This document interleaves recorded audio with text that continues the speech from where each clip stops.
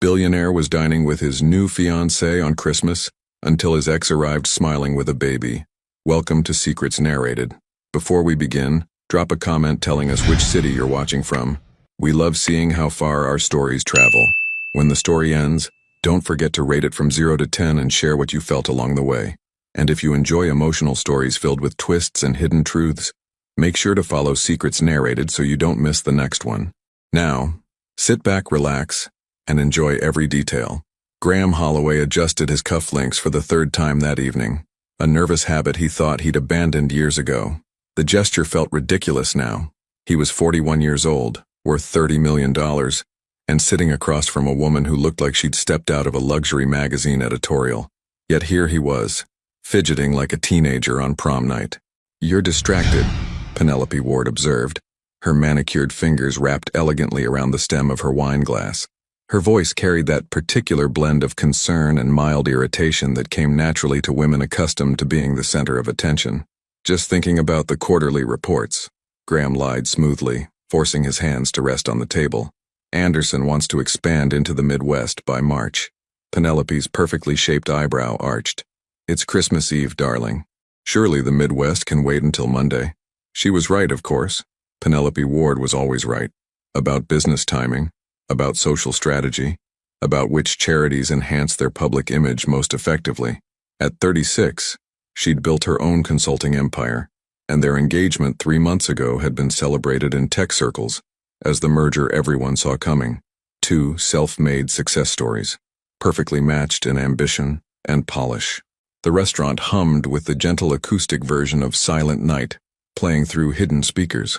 Cristallo's was the kind of establishment where reservations required 6 weeks' notice, and celebrities dined without fear of harassment. Tonight, with its tasteful garland draped along exposed brick walls and candlelight reflecting off crystal, it embodied everything Graham had worked to achieve: refinement, exclusivity, control. "The engagement ring looks stunning on you," Graham said, redirecting the conversation to safer ground. The 3-carat diamond caught the light as Penelope shifted her hand, creating tiny rainbows across the white tablecloth. "It should," she replied with a slight smile. "You have excellent taste when you listen to suggestions." There it was again, that subtle reminder that even this perfect moment had required guidance, management, someone else's vision. Graham took a long sip of the Chateau Margaux they'd ordered, letting the wine's complexity distract him from the tightness forming in his chest. He shouldn't feel trapped. This was everything he'd wanted, wasn't it? Success, stability, a partner who understood the demands of building an empire, someone who'd never had to struggle, who'd never look at him with that particular mix of exhaustion and disappointment that Graham stopped himself. He hadn't thought about Lydia Monroe in months. Not directly, anyway. She existed in his mind like background noise now, a chapter he'd closed when he signed the divorce papers 2 years ago. "Evan really outdid himself with the decorations this year," Penelope commented, glancing around the restaurant. "Though I still think white lights would have been more sophisticated than those gold ones." Evan Brooks, Graham's oldest friend, the one constant through every phase of his life. They'd grown up 3 houses apart in a suburb where ambition meant getting out, and Evan had chosen a different path: culinary school, apprenticeships in France and Italy, eventually returning to open Cristallo's 5 years ago. The restaurant had become their neutral ground, the place where Graham could almost remember who he'd been before the money. "Evan has a sentimental streak," Graham said. "Gold lights remind him of his grandmother's house at Christmas. How quaint." Penelope's tone wasn't unkind, just factual. She lived in a world where sentiment was scheduled and nostalgia was a marketing tool. The waiter appeared with their appetizers, burrata for Penelope, beef carpaccio for Graham. As they ate, Penelope outlined her vision for their spring wedding. Outdoor ceremony, naturally. Maybe Napa, no more than 150 guests. She'd already spoken to 3 different planners. Graham nodded at appropriate intervals, contributed opinions when required, and wondered why achieving everything he'd dreamed of felt like wearing a suit tailored for someone else's body. The restaurant door opened, letting in a gust of December cold. Graham glanced up instinctively, and his entire world tilted sideways. Lydia Monroe stood in the entrance, snowflakes melting in her dark hair, her cheeks flushed from the cold. She wore a simple navy dress that Graham recognized from their marriage, the one she'd bought on sale and called her fancy occasion outfit. But it wasn't the dress that stopped his heart. It was the baby sleeping against her chest, tiny head resting in the crook of her neck, completely oblivious to the three people whose lives were about to shatter like dropped glass. Lydia's eyes found Graham's across the crowded restaurant. For 3 seconds that felt like 3 hours. Neither of them moved.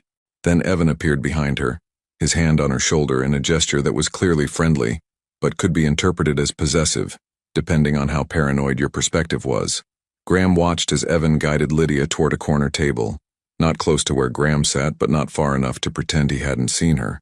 The baby stirred and Lydia shifted him automatically, that practiced motion that mothers develop without thinking. Graham? Penelope's voice seemed to come from very far away. Do you know that woman? He should lie. Should say no or claim she looked familiar but he couldn't place her, or invent some professional connection that would satisfy Penelope's curiosity, without opening doors better left closed. Instead, Graham heard himself say, "That's my ex-wife." Penelope set down her fork with careful precision. "The one you never talk about." "Yes." "And the baby?" Graham's mouth went dry. He'd done the math the instant he'd seen Lydia. The baby looked about a year old, maybe slightly more. The timeline aligned perfectly with when they'd separated. Those last desperate months when their marriage had been dying by inches, but they'd still shared a bed occasionally, out of habit or hope or the human need for connection in the darkness. "I don't know," Graham said, and it was the truest thing he'd spoken all evening. Across the restaurant, Lydia was settling into her seat, accepting a menu from Evan with a smile that Graham recognized, the one that meant she was nervous but determined not to show it. The baby woke, and she shifted him to her lap, producing a small toy from the diaper bag that materialized from somewhere. She looked tired, beautiful, but tired in a way that Penelope, with her personal trainer and meditation coach and 8 hours of quality sleep, would never understand. This was the fatigue of someone who'd been running on determination and coffee, who'd learned to function on 4 hours of sleep and still show up, still manage, still somehow keep a tiny human alive and thriving. Graham's chest ached with a recognition he'd spent 2 years trying to forget. Lydia Monroe had always been stronger than him. "I need to speak with her," Graham said, already pushing back his chair. Penelope's hand shot out, gripping his wrist with surprising strength. "Think very carefully about what you're about to do." She wasn't wrong. Walking across this restaurant would fracture the careful reality he'd constructed. It would introduce chaos into the controlled narrative of his success story. It would force questions he wasn't prepared to answer about the cost of ambition and the people left behind when dreams finally come true. Graham pulled his wrist free as gently as he could. "I'll be right back." He wasn't sure if he was lying. What would you do if the life you built to escape your past suddenly collided with the one person who knew the truth about who you were before success found you? Graham's legs felt unsteady as he crossed the restaurant floor, weaving between tables of couples lost in their own Christmas Eve celebrations. The distance between his table and Lydia's couldn't have been more than 30 feet, but each step felt like walking through water, resistance building with every forward motion. She saw him coming. He watched her shoulders tense, watched her instinctively pull the baby closer, a protective gesture that cut deeper than any words could. When had she learned to fear him? Or was it not fear, but simply the knowledge that his presence complicated things, made simple moments difficult? Lydia. Her name came out rougher than he intended. She looked up, and Graham was struck by how much and how little had changed. Her dark hair was shorter now, cut to just below her shoulders in a practical style that probably had more to do with baby hands grabbing things than fashion. The laugh lines around her eyes had deepened, but so had something else, a weariness that hadn't been there even in their worst moments together. She'd always been beautiful in an understated way, the kind of beauty that revealed itself slowly, that you didn't notice until one day you couldn't see anything else. "Graham." Her voice was steady, neutral. The voice of someone who'd practiced this conversation in her head but never expected to actually have it. The baby, his baby, their baby, stared at Graham with wide, curious eyes. Brown eyes, like Lydia's. Dark hair that stuck up at odd angles despite obvious attempts to smooth it down. He was wearing tiny jeans and a sweater with a reindeer on it, and he held a rubber giraffe like it was the most important object in the universe. "Can we talk?" Graham asked, then immediately felt stupid. They were talking. He meant something else, something bigger, something that required privacy and time and explanations that couldn't happen in the middle of Cristallo's on Christmas Eve. Before Lydia could answer, Evan materialized beside them, carrying a high chair. Thought Oliver might need this, he said, positioning it next to Lydia's seat with the ease of someone who'd done it before. Oliver. The baby had a name. Graham felt that information settle into his chest like a stone. Thanks, Ev, Lydia said softly, settling the baby into the high chair with practiced efficiency. She pulled out a small container of cut-up banana from her bag, placing a few pieces on the tray. Oliver immediately grabbed one with his chubby fist, examining it seriously before attempting to put it in his mouth. Evan looked between Graham and Lydia, reading the tension with the perception of someone who'd known them both for decades. I'll give you two a minute, he said, squeezing Lydia's shoulder before retreating toward the kitchen. Graham pulled out the chair across from Lydia without asking permission, sitting down before his knees could give out. Up close he could see the small details he'd missed from across the room. The faint stain on her dress sleeve that was probably spit up or pureed food, the chipped nail polish on her left hand, the phone case held together with clear tape. How old is he? Graham asked, his eyes fixed on Oliver, who was now methodically smashing banana pieces against the high chair tray with the focus of a tiny scientist. 16 months. Lydia's answer was quiet but clear. Graham did the math again, hoping it would somehow add up differently this time. It didn't. 16 months meant Oliver had been born in August, which meant Lydia had gotten pregnant in November or December, right before she'd left him, right when their marriage had been on life support, when they'd barely spoken except to argue about money, when Graham had been too consumed with his failing app to notice his wife was drowning. Is he mine? The question came out before Graham could stop it, blunt and graceless. Lydia's jaw tightened. Don't what? Don't ask if I have a son I knew nothing about? Don't make this about you being the victim. Her voice remained low, controlled, but Graham heard the steel beneath it. You don't get to walk over here with your expensive suit and your fiancée and act like you're the one who was wronged. Graham glanced back at his table. Penelope was watching them, her posture perfect, her expression unreadable. She was probably calculating exit strategies, damage control protocols, the best way to extract herself from what was clearly about to become very messy. I'm not. Graham stopped, reconsidered. I just need to know.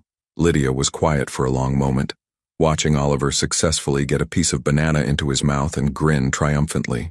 She wiped his chin with a cloth from her bag, the gesture so automatic it was clear she'd done it thousands of times. Do you remember the night before Thanksgiving? She asked finally. 2 years ago? Graham did. They'd had a fight. Another fight. About the electric bill being late again.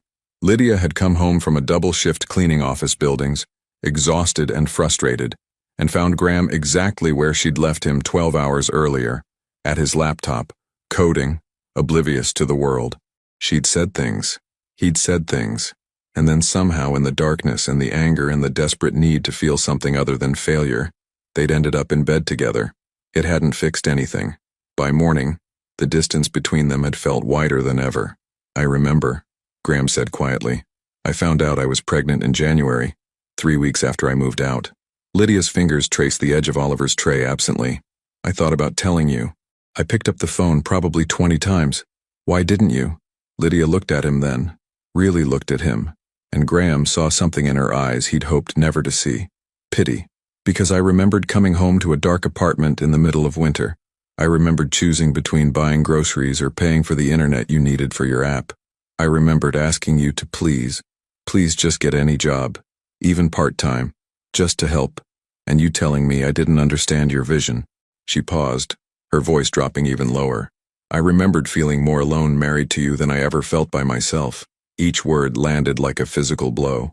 Graham wanted to argue, to defend himself, to explain that he'd been building something, that he'd been right to keep pushing, that his vision had been vindicated. But sitting here, looking at the son he hadn't known existed, and the woman who'd raised him alone, all his justifications turned to ash. I would have helped, he said, knowing how weak it sounded even as he said it. With what money, Graham? What time? You were barely functional when I left. You were living on coffee and obsession. Lydia's voice cracked slightly. I couldn't bring a baby into that. I couldn't do it. Oliver dropped his giraffe and it fell to the floor with a soft thud. Immediately, he began to fuss, reaching down toward it. Graham bent automatically to retrieve it, his hand brushing Lydia's as they both reached for the toy at the same moment. They froze, hands touching, close enough that Graham could smell her shampoo, still the same cheap drugstore brand, coconut scented. She pulled back first, letting him grab the giraffe. He wiped it on his pants and handed it to Oliver, who accepted it with a slobbery grin. "Thank you," Oliver said clearly, the words slightly garbled but unmistakable.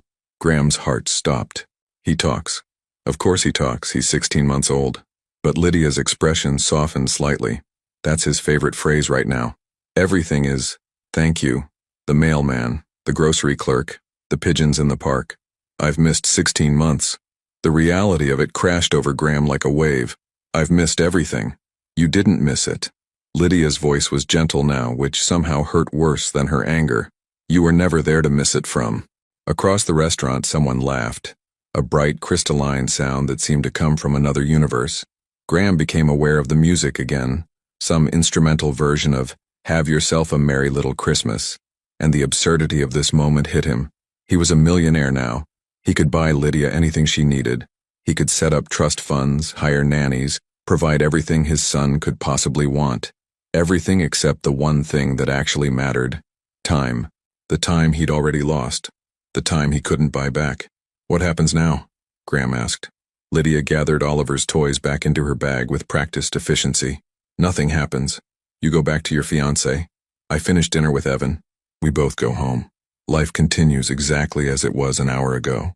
You can't seriously expect—" "I expect nothing from you, Graham. That's the point. I stopped expecting anything 2 years ago." She lifted Oliver from the high chair, settling him on her hip. He immediately buried his face in her neck, tired from the stimulation. "You built your empire. Congratulations. I genuinely mean that. But Oliver and we've built something too. A life, a routine, stability. And I won't let you disrupt that because your conscience suddenly woke up." She stood, gathering her things with one hand while supporting Oliver with the other. Graham noticed the diaper bag was worn at the edges, the strap repaired with duct tape. He noticed her shoes were practical flats with the leather cracking at the toes. He noticed everything he should have noticed 2 years ago, when it might have made a difference. "Lydia, please. Merry Christmas, Graham." She walked away, heading not back to her table but toward the restaurant exit, Evan appearing from nowhere to help her with her coat. Graham watched them leave, watched the door close behind them, watched the last piece of his old life disappear into the snowy night. When he returned to his table, Penelope had already paid the check. "We should talk," she said, her voice carrying the tone of someone about to deliver a carefully prepared speech. But Graham couldn't hear her. All he could hear was a 16-month-old voice saying, "Thank you," for a dropped toy. And all he could see was the life he'd built standing on the other side of an unbridgeable gap from the life he'd abandoned. The successful version of himself, it turned out, was still just as alone. Graham didn't go home that night. Instead, he drove. Aimlessly at first, then with growing purpose, his Tesla navigating streets he hadn't traveled in years.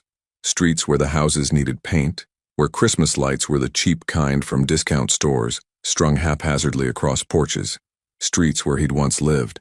The apartment building looked smaller than he remembered, shabbier. The security gate still hung crooked on its hinges.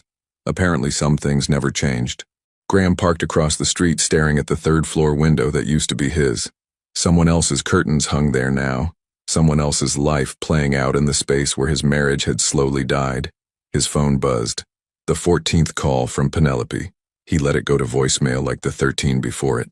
Graham's mind kept replaying the moment Oliver had said, "Thank you."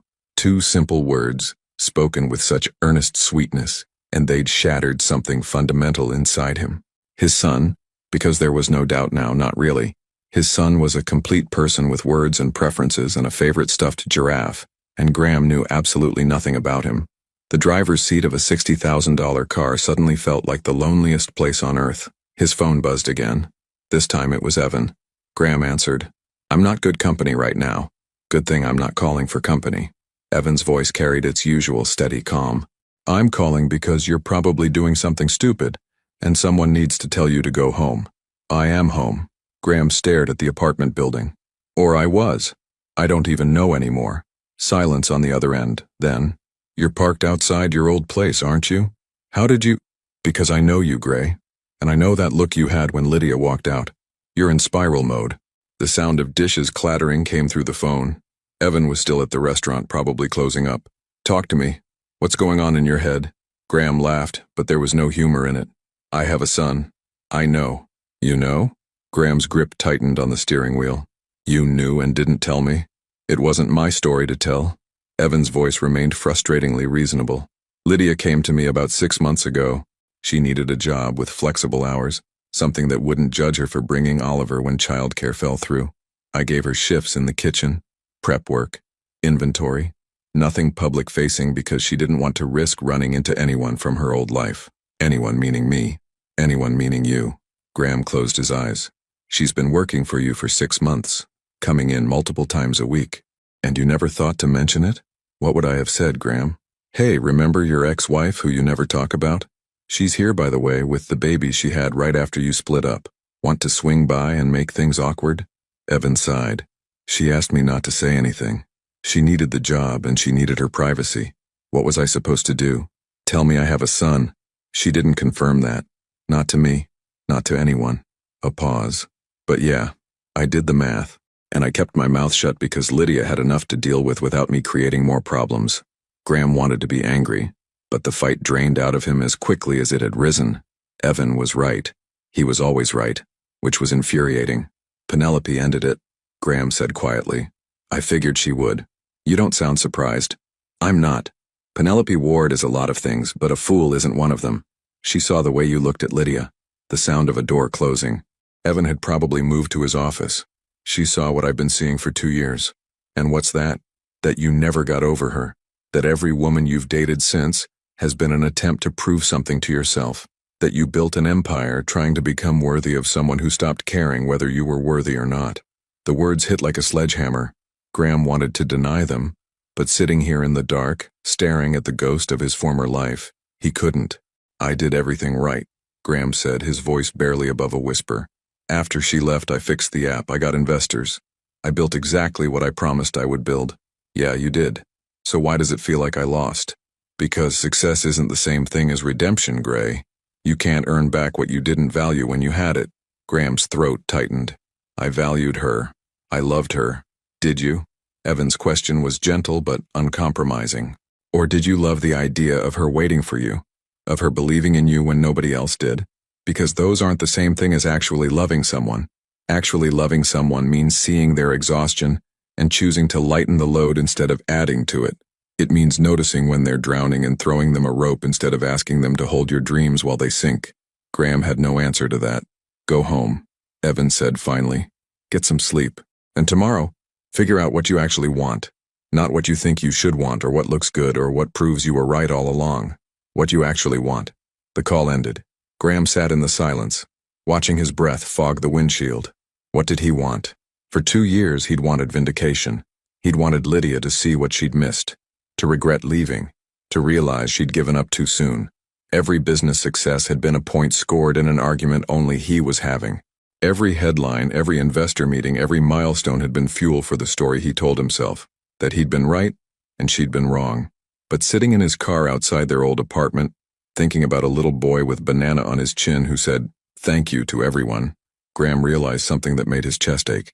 Lydia had won, not in the way he'd been keeping score. She wasn't rich or successful by conventional metrics, but she'd built something real, something that mattered. She'd created a human being who smiled at strangers and trusted the world to be kind. She'd survived his abandonment, because that's what it had been, really, abandonment in the name of ambition, and come out the other side intact. While he'd been building an empire to prove his worth, she'd been building a life. And her life, for all its modest circumstances, was full in a way his would never be. Graham pulled out his phone and opened his contacts. Lydia's number was still there, though he'd never called it after the divorce. His thumb hovered over her name. What would he even say? Sorry, didn't cover it. Congratulations felt grotesque. I want to be involved sounded presumptuous after 16 months of absence. Before he could overthink it further, his phone rang. Unknown number. Hello? Mr. Holloway? This is Melissa from Children's Hospital. I'm calling about Oliver Monroe. Graham's blood turned to ice. What happened? He's stable now, but he was brought in about an hour ago. High fever, possible infection. His mother listed you as an emergency contact. I'll be right there. Graham was moving before the call ended, the car already in gear, GPS calculating the fastest route. His mind raced. When had Lydia listed him as an emergency contact? Why would she do that if she wanted nothing to do with him? Had she always planned to tell him eventually, or was this recent, maybe even tonight after seeing him? None of it mattered. What mattered was that his son, and Graham claimed that relationship fully now, whatever Lydia's wishes, was in a hospital, and Graham was going to be there. The city lights blurred past as he drove. Somewhere in a downtown high-rise, Penelope was probably packing his things or calling her lawyer or both.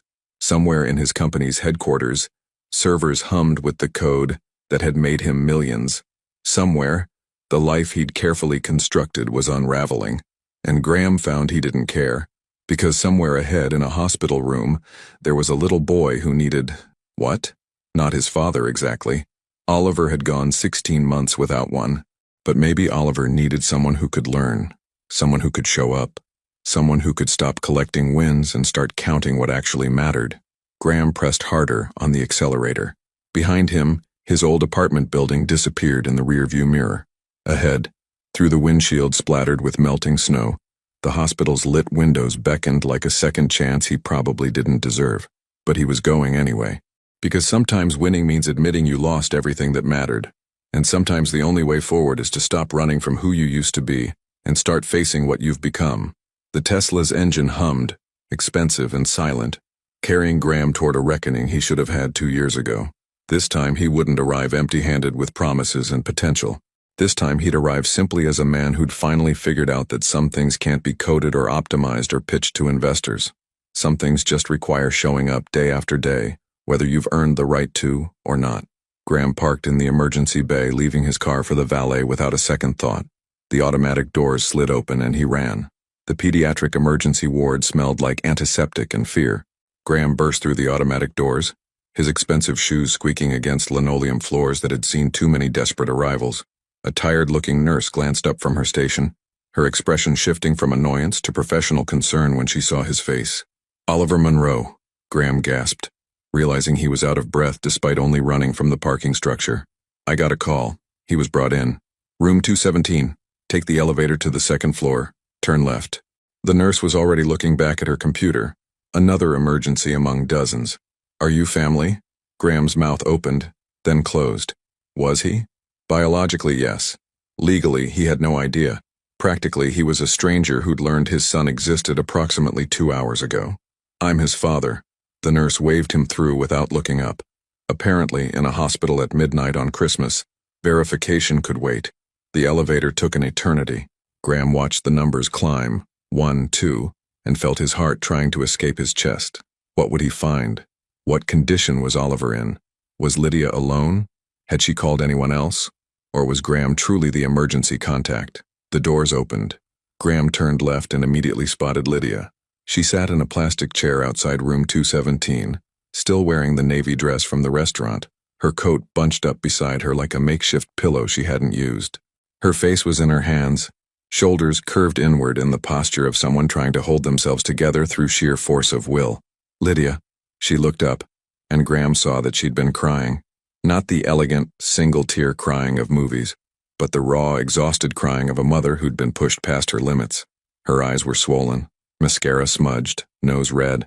She looked utterly wrecked and somehow more real than anyone Graham had seen in years. "What are you doing here?" Her voice was hoarse. "The hospital called me. They said I was listed as an emergency contact." Lydia's face crumpled slightly. "I forgot. I put you down when he was born.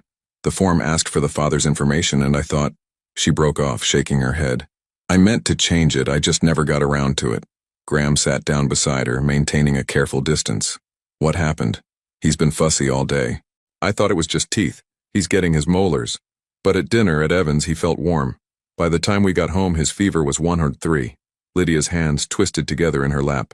"I gave him medicine, tried to cool him down with a bath, but it just kept rising. 104, then 104.5. I called the pediatric hotline and they said to bring him in immediately." "Is he—" Graham couldn't finish the question. "They think it's an ear infection that spread. They've given him antibiotics through an IV and they're monitoring him."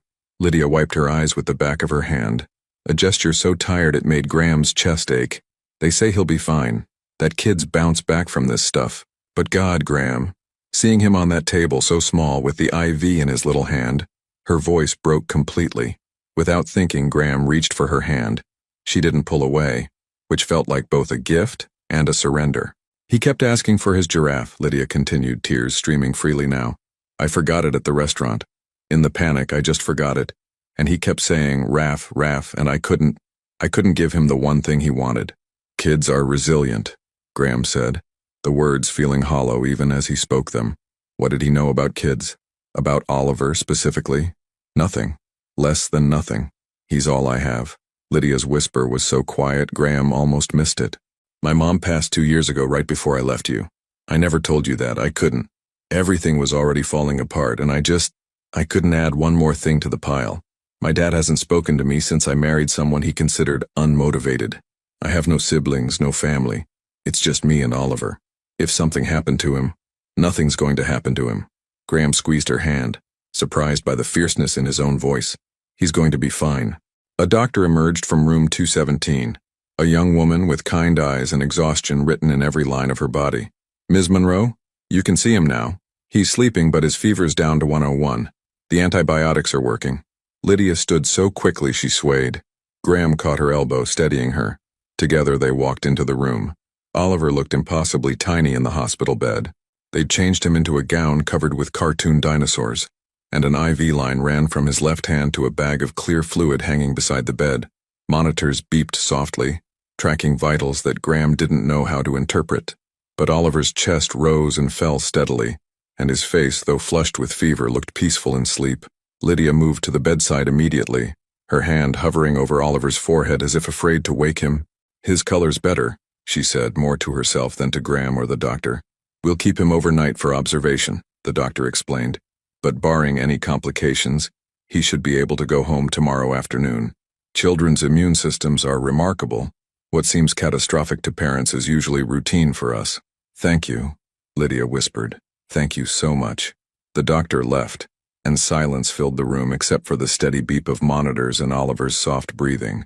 Graham stood near the door, uncertain whether his presence was welcome or merely tolerated in crisis. You can come closer, Lydia said without looking at him. He won't break. Graham approached slowly, as if Oliver might sense an intruder and sound an alarm.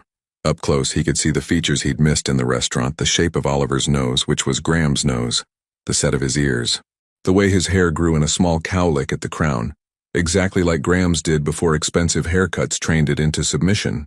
He has your chin, Lydia said softly. I noticed it around 6 months. Every time I look at him, I see little pieces of you. I'm sorry. The words burst out of Graham before he could stop them. For everything. For not being there. For not knowing. For being so obsessed with failing that I didn't notice my marriage was dying. For making you carry everything alone. Stop. Lydia's voice was gentle but firm. She finally looked at him, her eyes still red but clearer now. We can't do this here. Not now. I don't have the energy for apologies or explanations or whatever this is. Then when? I don't know. Maybe never. She turned back to Oliver, her hand finally settling on his forehead, checking his temperature with the practiced touch of someone who'd done it 1,000 times. You have your life, Graham. Your success, your big house, your fancy car. I saw it all over the business section last year. Youngest tech CEO to break 20 million in revenue, or something like that. 30 million. But it doesn't matter? Lydia's laugh was bitter. Of course it matters. You won. You did exactly what you said you'd do. You proved everyone wrong. She gestured at the hospital room, at their sleeping son, at herself in her worn dress and taped together phone case. This is what winning looks like for you. Vindication, success, everything you sacrificed for. I didn't know I was sacrificing him. You sacrificed me, Graham. That was enough. Lydia's voice cracked. You chose your dream over your wife. That's what happened.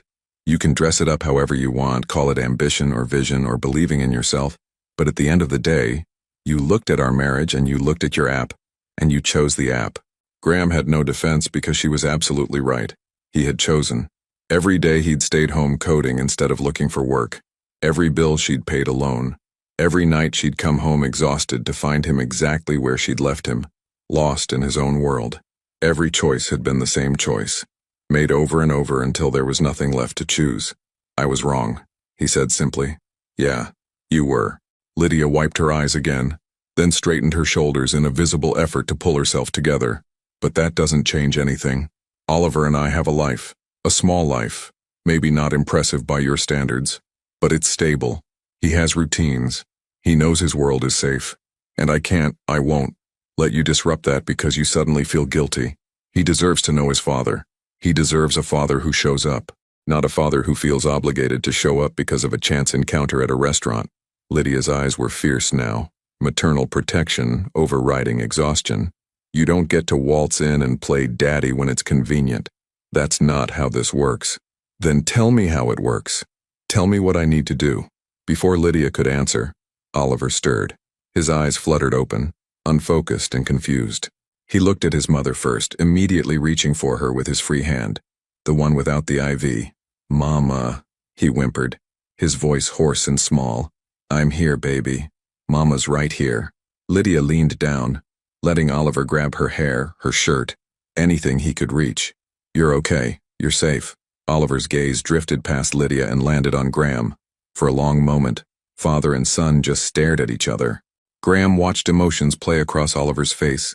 Confusion, curiosity, a flicker of recognition from the restaurant, uncertainty.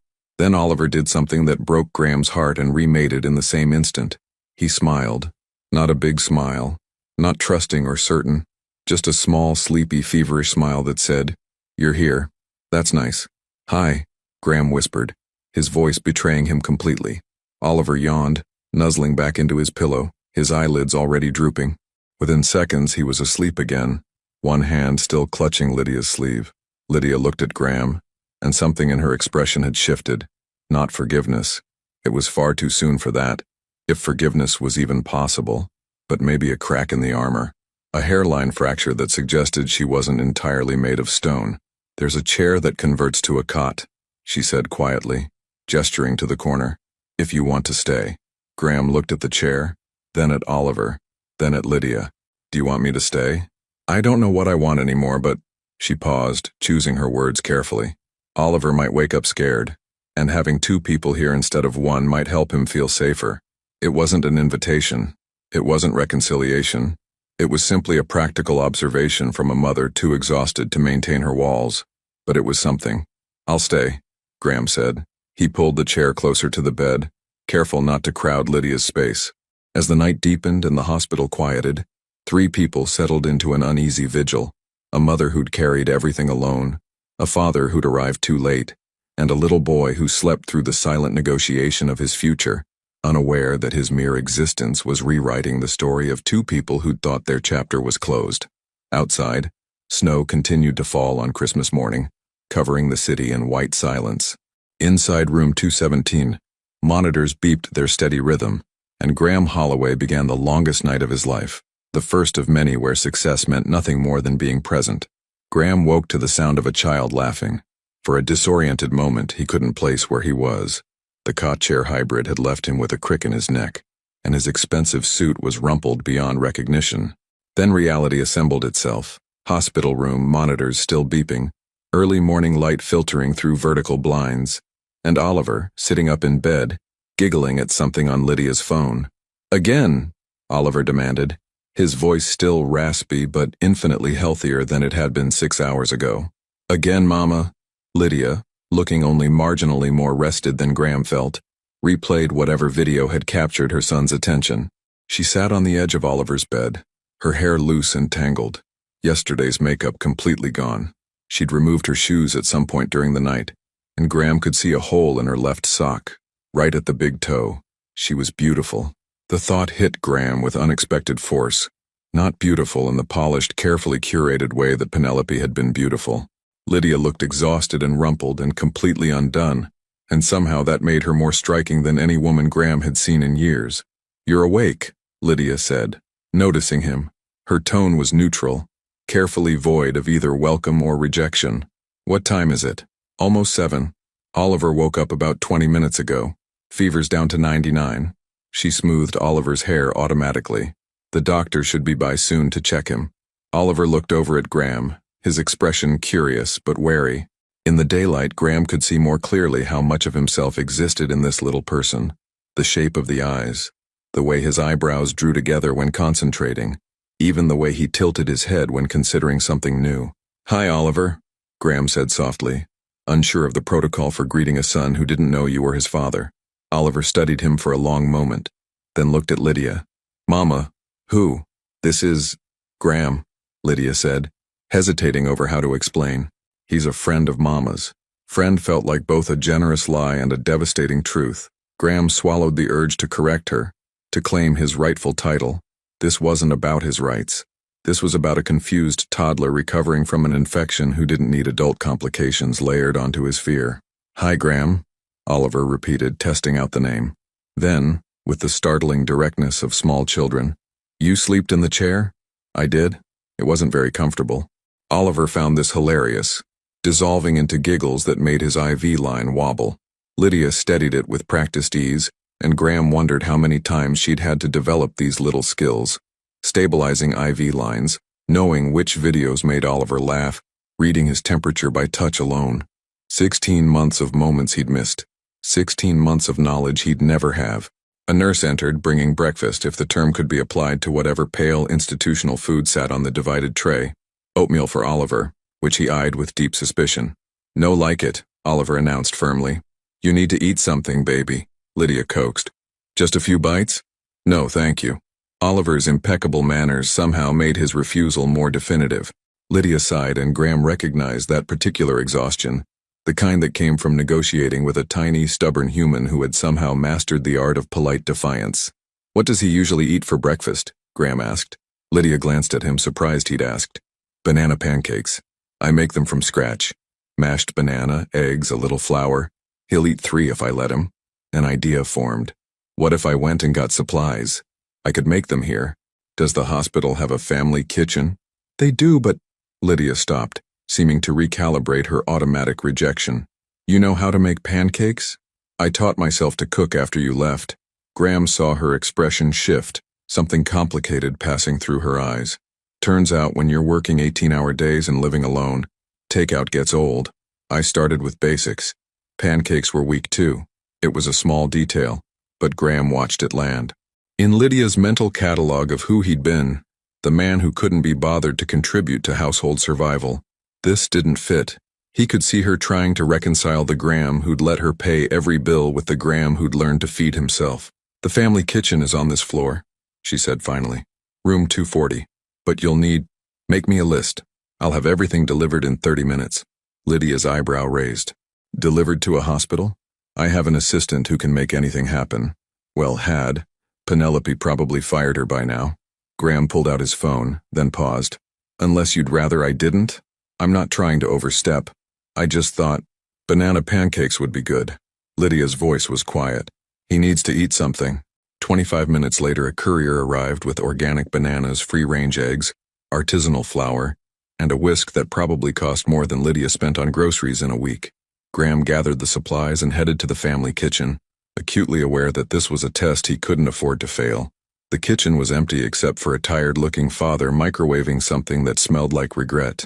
Graham found a mixing bowl, assessed the ancient electric griddle, and got to work. He'd made these pancakes dozens of times in his sterile downtown condo, usually at midnight after another grueling day of meetings and decisions. Cooking had become meditation, the one time his brain could stop optimizing and just focus on the simple alchemy of ingredients becoming food. But he'd never made them for anyone else. Never had a reason to. The batter came together easily. Banana mashed smooth, eggs whisked until frothy, just enough flour to bind. Graham heated the griddle and poured small circles, watching bubbles form on the surface before flipping, the kitchen filled with the sweet smell of caramelizing banana. When he returned to room 217 with a plate of golden pancakes cut into toddler-sized pieces, Oliver's face lit up like Christmas morning. "Nana cakes!" Oliver bounced in bed, then winced as the movement jostled his IV. "Gentle, baby," Lydia cautioned, but she was smiling, really smiling for the first time since Graham had arrived.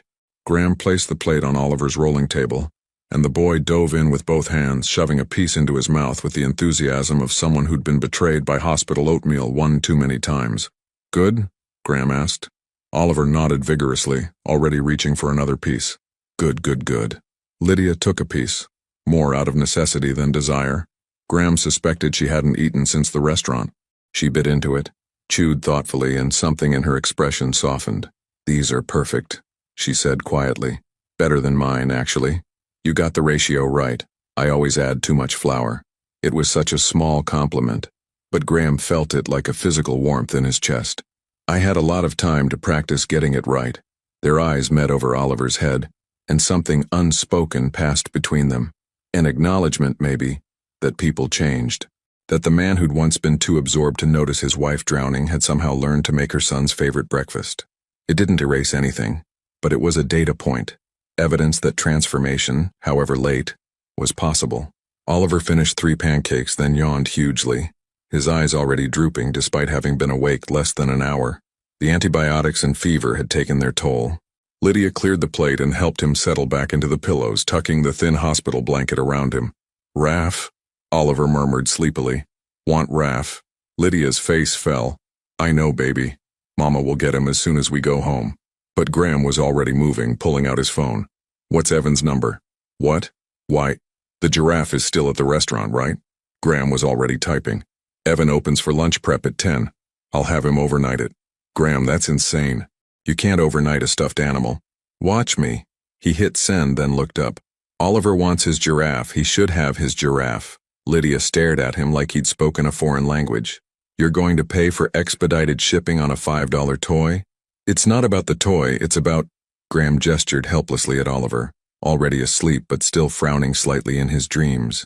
"He asked for it. He should have it." Something cracked in Lydia's expression. Not forgiveness. Not yet. But maybe the beginning of something adjacent to it. The recognition that Graham was trying, even if he was trying in the most absurdly wealthy way possible. "Thank you," she said finally. They sat in silence as morning light strengthened in the room. Graham watched Oliver sleep, cataloging details he'd never had the chance to learn before. The way Oliver's left hand curled into a fist when he dreamed. The tiny freckle on his right earlobe. The rhythm of his breathing still slightly congested but steady and strong. "I want to be part of his life," Graham spoke quietly, not wanting to wake Oliver but needing to say it. "I know I have no right to ask. I know I've been absent, but I want to try. I want to learn how to be his father." Lydia was quiet for so long Graham thought she might not answer. When she finally spoke, her voice was carefully controlled. "You don't just get to be a father because you decided it's time. It doesn't work that way." "Then tell me how it works, please. I know I can't make up for lost time. I know I can't undo 16 months of absence. But going forward, let me be present going forward." "And what happens when being present gets inconvenient?" Lydia's question cut straight through to the fear underneath everything. "When Oliver has a meltdown in the grocery store and you have an important meeting. When he's sick at 3 a.m.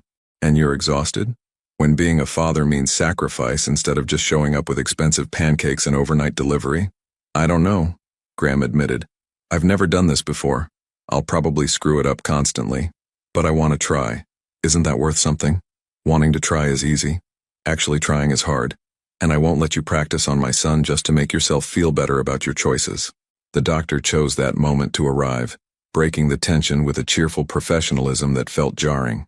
She examined Oliver quickly, declared him on the mend, and confirmed he could be discharged after lunch if his temperature stayed stable. After she left, Lydia stood and stretched, her back cracking audibly. "I need coffee. Real coffee, not hospital coffee. There's a decent place 2 blocks away. I'll get it. What do you want?" "Graham, you don't have to." "I want to. Tell me your order." Lydia studied him, weighing something in her mind. Finally, "Medium dark roast.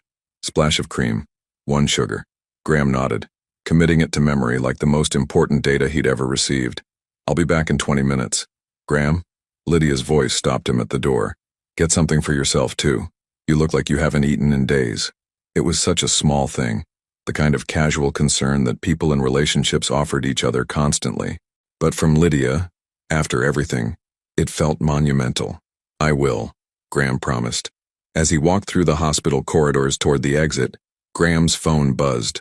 Multiple messages from his COO, his board members, his investors, all wondering where he was, why he'd missed the Christmas morning conference call with potential European partners. Graham silenced his phone without reading past the first few words. For 2 years, he'd built an empire on the principle that nothing mattered more than the work. That sacrifice was the price of success, that people who didn't understand the vision simply weren't committed enough. But standing in a hospital elevator, descending toward a coffee shop where he'd learned the precise way his ex-wife liked her morning caffeine, Graham realized something that should have been obvious all along. He'd had the equation backwards. Success wasn't worth sacrificing people for. People were what made success mean anything at all. The elevator doors opened and Graham stepped out into the December morning, the city waking up around him. Somewhere, his company was running without him. Somewhere, deals were being made and opportunities potentially lost. And for the first time in his adult life, Graham discovered he was okay with that. Because upstairs in room 217, there was a little boy who needed his giraffe, and a woman who took her coffee with exactly 1 sugar, and a chance, however slim, to stop being the man who'd chosen wrong and start being the man who finally understood what mattered. Graham pulled his coat tighter against the cold and headed toward the coffee shop, a man on a mission that had nothing to do with profit margins and everything to do with showing up, 1 cup of coffee at a time. Graham returned to find Lydia's hospital room door closed and voices filtering through. One Lydia's, low and tense, and another he didn't recognize. Male, authoritative, with the clipped precision of someone accustomed to being obeyed. He hesitated, coffee cups warming his hands, uncertainty freezing him mid-step. Then Oliver's cry cut through the door, not hurt, but distressed, and Graham's hesitation evaporated. He pushed the door open. A man stood near Oliver's bed, tall and severe in a charcoal suit that probably cost more than Graham's. Late 50s, silver hair perfectly styled, the kind of posture that came from decades of looking down at people. He held a leather briefcase in one hand, and an expression of distaste on his face as he surveyed the hospital room. Lydia stood between the man and Oliver, her body language screaming protection. Oliver clung to her leg, peeking around at the stranger with obvious fear. "Who are you?" Graham asked, his voice harder than he'd intended. The man's gaze swept over Graham with the dismissive assessment of someone cataloging and discarding in the same glance. "I could ask you the same question. Graham, this is Richard Monroe." Lydia's voice was tight. "My father." The coffee cup suddenly felt heavy in Graham's hands. Lydia's father? The man who'd cut her off for marrying someone unmotivated, who hadn't spoken to his daughter in over 7 years, who'd missed his grandson's entire existence. "Mr. Monroe," Graham said, offering nothing more. Richard's attention snapped back to Lydia. "You didn't answer my question. Why wasn't I informed about my grandson's hospitalization?" "Because you're not in our lives." Lydia's response was calm but edged with steel. "You made that choice 7 years ago. That was before I knew about the child." Richard's gaze dropped to Oliver, who pressed harder against Lydia's legs. "A child who, from what I understand, is being raised in completely inadequate circumstances." Graham watched Lydia's hands curl into fists. He set the coffee down on the window ledge and moved closer, not quite inserting himself between them, but making his presence impossible to ignore. "How did you even know we were here?" Lydia asked. "I have resources." Richard's tone suggested this should be obvious. "When I learned you'd had a child, my grandchild, I made it my business to be informed about his welfare. Imagine my concern when I discovered he'd been admitted to the hospital on Christmas Eve. He had an ear infection. Kids get sick, it happens." But Graham could hear the defensiveness creeping into Lydia's voice, the old programming that said her father's judgment mattered. Kids with proper health care don't end up in emergency rooms with dangerous fevers. Richard pulled a folder from his briefcase with the smooth efficiency of a prosecutor presenting evidence. "I've done my research, Lydia. You're working 2 jobs, waitressing and kitchen prep at that friend's restaurant. You live in a 1-bedroom apartment in a questionable neighborhood. No car, relying on public transportation. No health insurance beyond the state minimum." Each fact landed like an accusation. Graham watched Lydia's shoulders curl inward, watched her shrink in a way she hadn't even when confronting him about his past failures. "I'm providing for my son," Lydia said quietly. "Barely." Richard's word hung in the air like poison. "You're 1 crisis away from catastrophe, 1 missed shift from eviction, 1 serious illness from medical debt you'll never escape. Is that really the life you want for Oliver?" "It's the life I can give him, and it's filled with love and—" "Love doesn't pay hospital bills, Lydia. Love doesn't provide stability or opportunity or the advantages every child deserves." Richard's expression softened calculatedly, the way a predator might gentle its approach before striking. "I'm here to offer a solution." Graham felt the shift in the room immediately. This wasn't a concerned grandfather checking on a sick grandchild. This was something else entirely. "I don't want your money," Lydia said, but her voice wavered slightly. "I'm not offering money." Richard pulled papers from the folder. "I'm offering Oliver a future, a trust fund, private schools, health care that won't leave you drowning in debt, Summer camps, music lessons, eventually college, the kind of education that opens doors instead of closing them. In exchange for what? The question came from Graham, not Lydia. He recognized this negotiation tactic, the generous offer that came with hooks you didn't see until you'd already bitten. Richard's cold gaze assessed Graham with new interest. You must be the ex-husband, the one who spent years playing with code in your living room while my daughter worked herself into exhaustion. The accuracy stung more than Graham expected.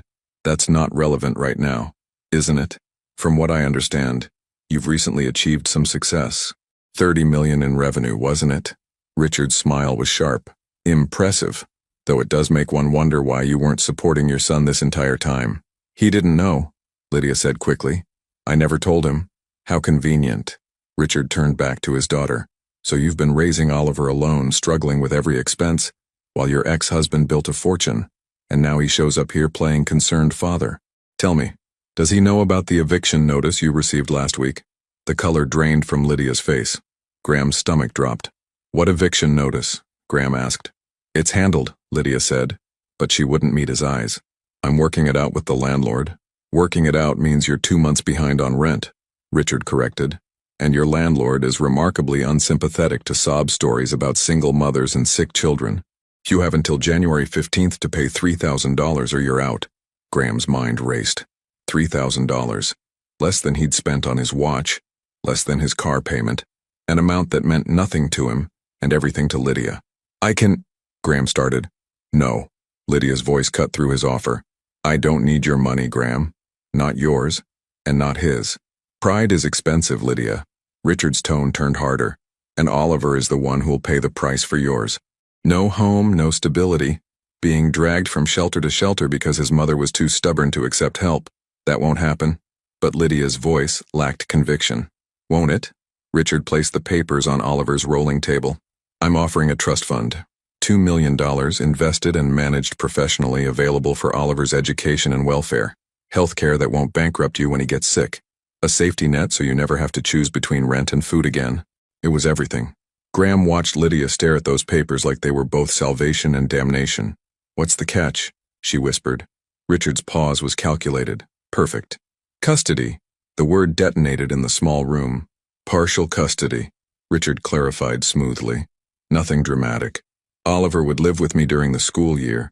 Proper schools, proper health care, proper opportunities. You'd have summers and holidays. He'd never forget you're his mother, but he'd have the advantages you can't provide. You want to take my son? Lydia's voice was barely audible. I want to give my grandson the life he deserves. The life you're incapable of providing on your own. Richard's expression remained neutral, as if he were discussing a business transaction rather than tearing a child from his mother. You're drowning, Lydia. You have been since he was born. This isn't about punishment. It's about reality. You're 25 years old with no college degree, no skills beyond manual labor, no family support, and no prospects. How long before you collapse under the weight of it all? I would never. Your mother collapsed. Richard's words were surgical. Your mother worked herself into an early grave trying to prove she didn't need help. And where did that leave you? Alone. Is that what you want for Oliver? To watch his mother destroy herself out of misplaced pride? Graham saw tears forming in Lydia's eyes and felt rage building in his chest. Get out. Richard turned his attention to Graham with cool interest. Excuse me? You heard me. Get out of this room before I have security remove you. And who are you to make demands? You're not Oliver's legal guardian. You have no rights here. Neither do you. Graham moved fully between Richard and Lydia now. You're a man who abandoned his daughter and is now trying to manipulate her into giving up her son. That's not concern, that's control. I'm offering practical solutions to real problems. Richard's composure never cracked. Problems you created by abandoning your family to chase delusions of grandeur. Problems that have left my grandson vulnerable and my daughter desperate. So before you play the hero, perhaps consider your own culpability in this situation. He wasn't wrong, and they both knew it. But Graham was done letting guilt paralyze him into inaction. Lydia doesn't need your help, Graham said.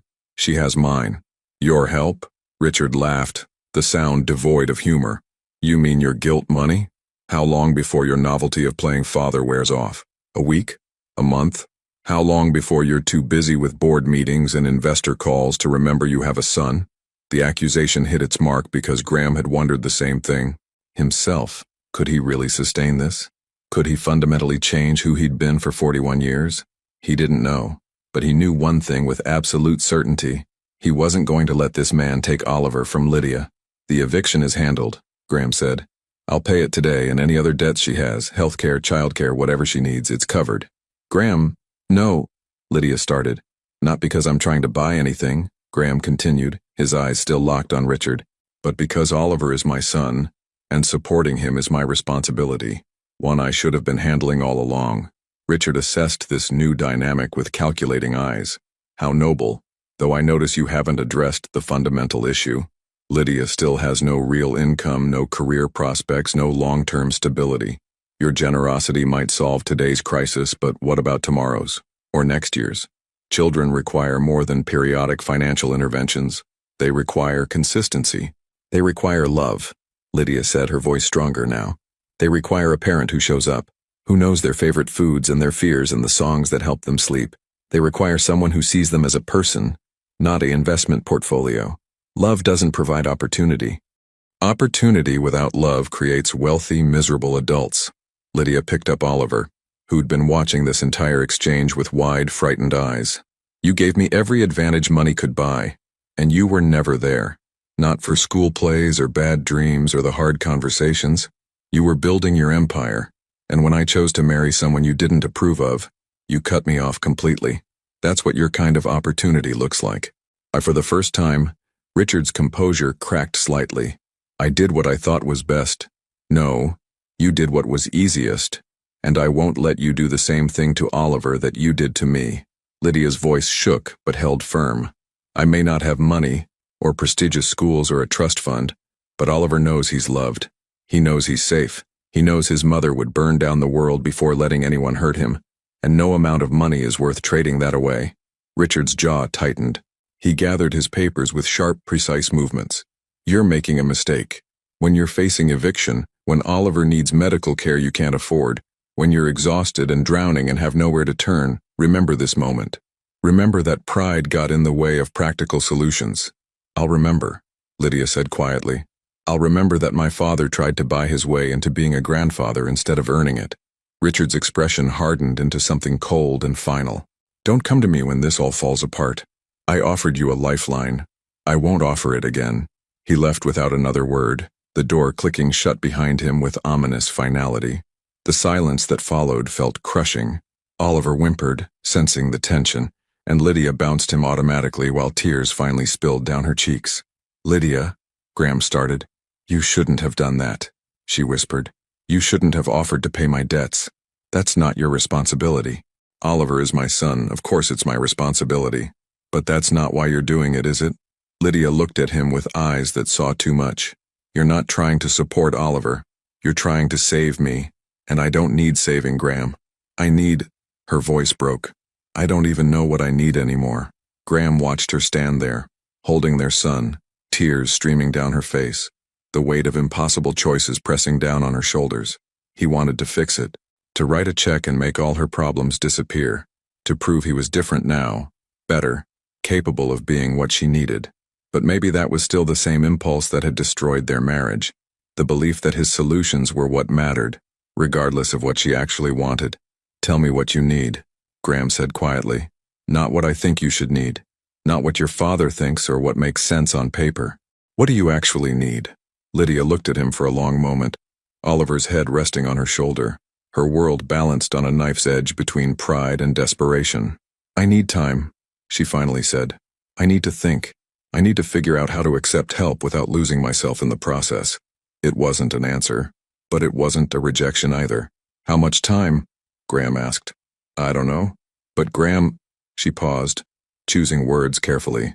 If you really want to help, if you really want to be Oliver's father, it can't be just when it's convenient. It can't be grand gestures and money and fixing problems from a distance. It has to be showing up, every day, even when it's boring or hard or doesn't make you feel like a hero. I can do that. Can you? Lydia's question wasn't cruel, just honest. Because I've heard promises before. I've believed in potential before. And I can't do that again. Not for me and especially not for Oliver. Before Graham could answer, his phone buzzed. Then again. And again. He glanced at the screen. His CFO, calling for the 8th time. The European deal was probably falling apart. Investors were probably panicking. His absence was probably costing the company millions. 2 weeks ago, 1 week ago, even yesterday, Graham would have answered that call, would have prioritized the emergency, managed the crisis, put out the fire. Because that's what successful people did. They showed up when it mattered. Graham silenced his phone without reading the messages. "I can do it," he said, meeting Lydia's eyes. "I don't know if I'll be good at it. I don't know if I'll do everything right. But I can show up. Every day. Starting now." Lydia studied him, weighing his words against his history, hope against experience. Finally, almost imperceptibly, she nodded. It wasn't trust. It wasn't forgiveness. But it was a crack in the door. A possibility. And for now, that was enough. 3 weeks after the hospital, Graham learned that fatherhood wasn't measured in grand gestures. It was measured in Cheerios. No, not like that. Oliver shook his head with the solemn authority of someone who understood the cosmic importance of breakfast cereal placement. Other bowl. Graham stared at the 2 identical bowls on Lydia's kitchen counter. Both white, both ceramic, both perfectly capable of holding Cheerios. "They're the same bowl, buddy." "Other bowl." Oliver pointed insistently at the one on the right. Lydia, pulling on her jacket for her morning shift at Evans, didn't even look up. "The right bowl is the dinosaur bowl. There's a tiny stegosaurus on the bottom. He likes to eat until he finds it." Graham peered into the bowl. Sure enough, a miniature stegosaurus was painted on the bottom, barely visible. He transferred the Cheerios to the correct bowl, feeling both foolish and strangely proud that he'd now learned something essential about his son's breakfast requirements. "Dinosaur bowl," Oliver confirmed happily, climbing into his booster seat. These were the details Graham was learning. That Oliver only ate bananas if they had just a little brown. That he needed his giraffe to nap but his elephant to sleep at night. That 1 more story meant exactly 3 more stories, and trying to negotiate down to 2 resulted in a meltdown that could last 45 minutes. The learning curve was steep, but Graham was climbing it. Lydia had agreed to let him help, cautiously with boundaries so clear they might as well have been electrified fences. Graham could visit in the mornings before she left for work. He could take Oliver to the park on Tuesday and Thursday afternoons. He could contribute financially, but only through a separate account Lydia controlled, and only for Oliver's expenses. He could not show up unannounced. He could not make decisions about Oliver's care without consulting her. He could not, under any circumstances, try to upgrade their life without permission. That last rule had been added after Graham tried to pay off her entire lease and move them to a better apartment. Lydia had returned the check uncashed and didn't speak to him for 3 days. Graham was learning that helping meant listening, not fixing. "You working the lunch shift?" Graham asked, pouring milk into the dinosaur bowl. "Lunch and dinner." Evans short-staffed because of New Year's. Lydia grabbed her bag, the same worn one from the hospital, still held together with duct tape. Graham had tried to buy her a new one. She'd refused. "I'll be back by 9. Oliver's dinner is in the fridge. Mac and cheese, his favorite. Don't heat it too hot, test it on your wrist first. Bath at 7, books at 7:30, bed by 8. Got it." Graham had these instructions written on his phone, backed up in 3 places, practically memorized. "We'll be fine." Lydia hesitated at the door, that familiar flicker of uncertainty crossing her face. Leaving Oliver with Graham still felt unnatural to her, like trusting a stranger with her most precious possession, which, Graham supposed, he essentially was. "Call me if anything." "I will." Graham had learned not to be offended by her anxiety. "Go. We've got this." After she left, the apartment seemed both smaller and larger. Smaller because Graham's presence filled it. He was too tall for the low ceilings, too broad for the narrow hallway. Larger because it was just him and Oliver, and the weight of that responsibility made the space feel infinite. Oliver ate his Cheerios with intense concentration, fishing out each one individually and examining it before eating. Graham watched him, marveling at how this tiny person could make the simple act of breakfast into a scientific study. "Daddy, look." Oliver held up a Cheerio triumphantly. "Circle." "Daddy." The word still landed like a physical impact every time Oliver said it. It had started a week ago. Oliver had simply decided that Graham was Daddy, and that was that. No ceremony, no explanation. Just a child's straightforward logic. This man shows up, therefore this man is Daddy. Lydia had cried when she heard it. Graham couldn't tell if they were happy tears or sad ones. Maybe both. "That's a very good circle," Graham agreed seriously. They finished breakfast and Graham cleaned Oliver up. a process that somehow resulted in more milk on Graham's shirt than in Oliver's stomach. Then came the negotiation over clothes. "No pants," Oliver declared. "Buddy, we have to wear pants to the park." "No pants." Oliver's voice rose to that pitch that Graham had learned meant a tantrum was approximately 30 seconds away. Graham thought fast. "What if we wear the dinosaur pants? The ones with the T-Rex?" Oliver considered this. "And dinosaur shirt? Deal." Crisis averted. Graham was getting better at this. The art of negotiation with a tiny, unreasonable dictator who ruled through cuteness and strategic crying. At the park, Graham pushed Oliver on the swings while trying to answer emails one-handed on his phone. His company was hemorrhaging. The European deal had fallen through. Two major investors were getting nervous about his unreliability. His CFO had used the word concerned 14 times in their last conversation. Graham knew he should care more, should feel the panic that would have consumed him 6 months ago. But watching Oliver's face light up every time the swing went high, hearing his delighted shriek of "Higher, Daddy," it was hard to muster appropriate anxiety about profit margins. "Mr. Holloway?" Graham looked up to find a woman approaching, probably late 30s, expensive athleisure wear, the kind of pulled-together appearance that screamed, "Hired help to manage my life." She held a tablet and wore an expression of barely concealed irritation. "I'm Jennifer Park, from Slate and Morrison." She didn't offer her hand, possibly because Graham was currently pushing a toddler on a swing. "We've been trying to reach you about the Anderson merger. You missed 3 scheduled calls." Graham's stomach sank. Slate and Morrison were the legal team handling his company's biggest acquisition. Missing their calls wasn't just unprofessional, it was potentially catastrophic. "I apologize. Things have been complicated." "Yes, we're aware." Jennifer's tone suggested she was not sympathetic to complications. "Mr. Holloway, I'm going to be direct. Anderson Industries is threatening to walk. They're concerned about your commitment level. Your COO can only cover for your absence so long before people start wondering if you're actually running this company." "Higher!" Oliver demanded, oblivious to the fact that his father's career was potentially imploding. Graham pushed the swing higher, then turned back to Jennifer. "Tell Anderson I'll be at the meeting Monday morning, 9 a.m. sharp. That meeting is tomorrow, Friday at 9 a.m. Graham's mind raced. Tomorrow Lydia had a double shift. He'd promised to watch Oliver all day. It was the first time she'd trusted him with a full day, and he wouldn't, break that promise. "I can't make tomorrow," Graham said. Jennifer's eyebrow raised. "Mr. Holloway, if you're not at that meeting, there's no deal. Anderson made that very clear. They want to see commitment from leadership, and right now you're demonstrating the opposite. Then they'll have to wait until Monday." "They won't wait." Jennifer's voice sharpened. "Do you understand what you're risking? This acquisition would position your company for exponential growth. We're talking hundreds of millions in potential revenue. Your investors specifically bought in because of your reputation for being ruthlessly focused. What am I supposed to tell them when you skip crucial meetings to push a child on a swing?" Oliver, perhaps sensing tension, started to whimper. "Daddy, I want down." Graham lifted Oliver from the swing, settling him on his hip. The boy immediately buried his face in Graham's neck. That particular gesture that meant he was tired and needed comfort. "Tell them I'll be available Monday," Graham said quietly. "And if that's not acceptable, then perhaps Anderson Industries isn't the right partnership for us." Jennifer stared at him like he'd spoken in tongues. "You're willing to torpedo a deal worth hundreds of millions because you can't find childcare for one day?"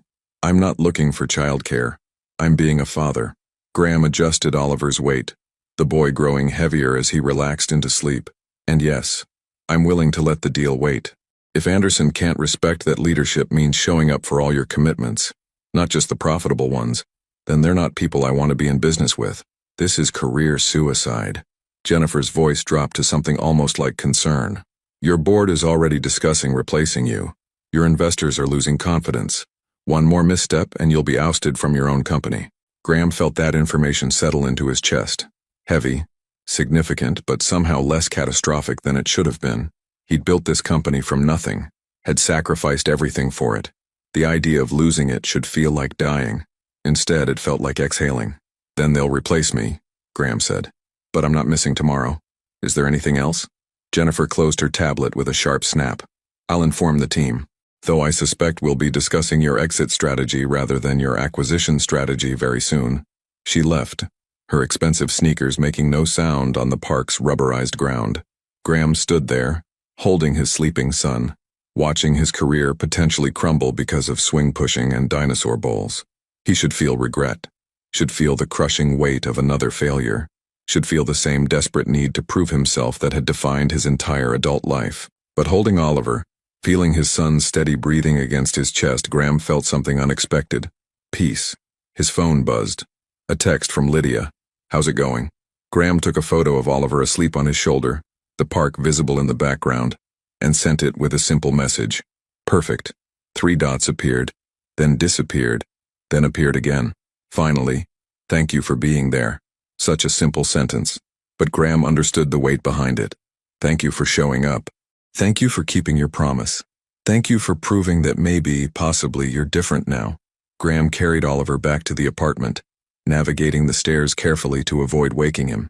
He laid the boy on the couch, covered him with the blanket that smelled like Lydia's laundry detergent, and sat down to watch him sleep. This was his life now. Not board meetings and acquisition deals, not headlines and investor calls. Just this, a small apartment, a sleeping child, the quiet satisfaction of keeping a promise. His phone rang. The board chair. Graham silenced it. It rang again. His CFO. Silenced. A text appeared from his assistant, former assistant probably. "They're calling an emergency board meeting Monday morning. You need to be there." Graham typed back, "I'll be there." But even as he sent it, he knew something fundamental had shifted.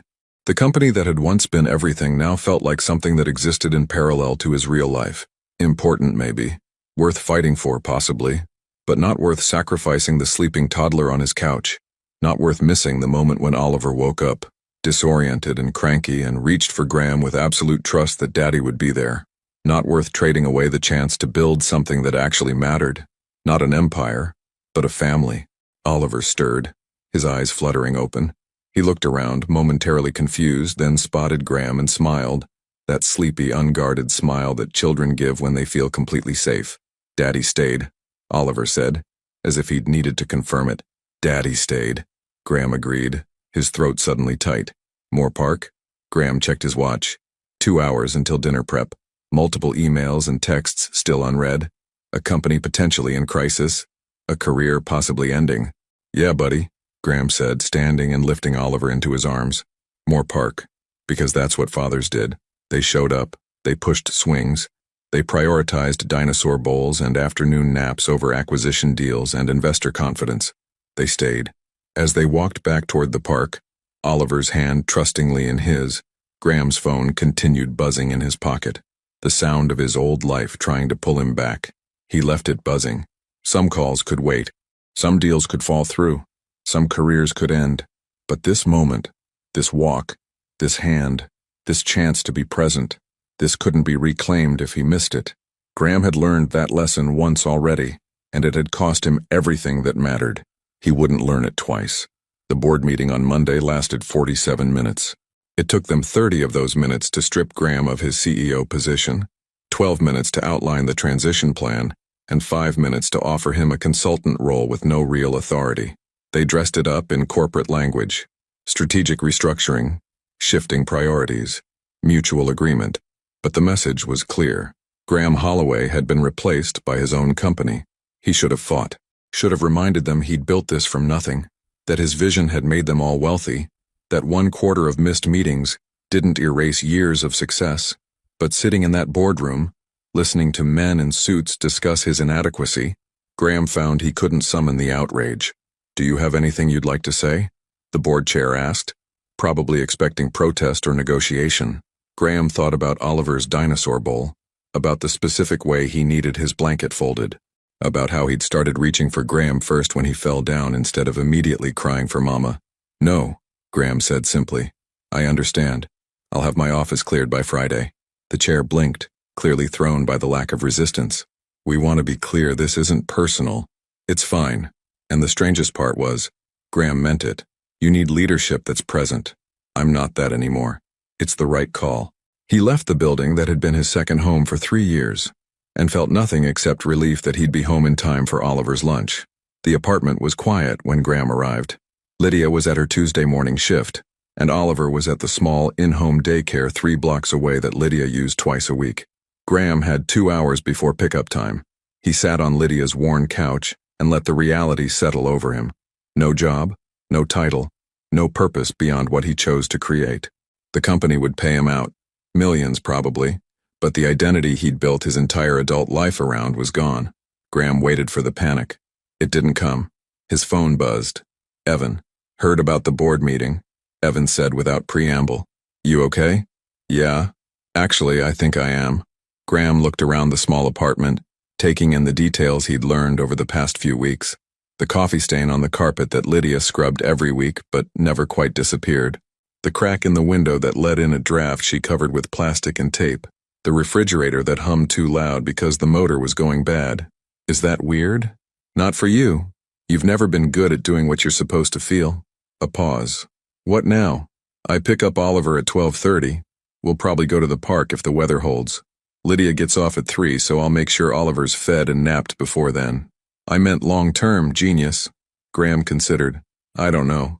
Figure it out as I go, I guess. Never thought I'd hear Graham Holloway say he doesn't have a plan. Evan's voice carried something that might have been pride. By the way, Lydia asked for Friday off. Said she had something important but wouldn't tell me what. Seemed stressed. A knot formed in Graham's stomach. She didn't mention it to me. Would she?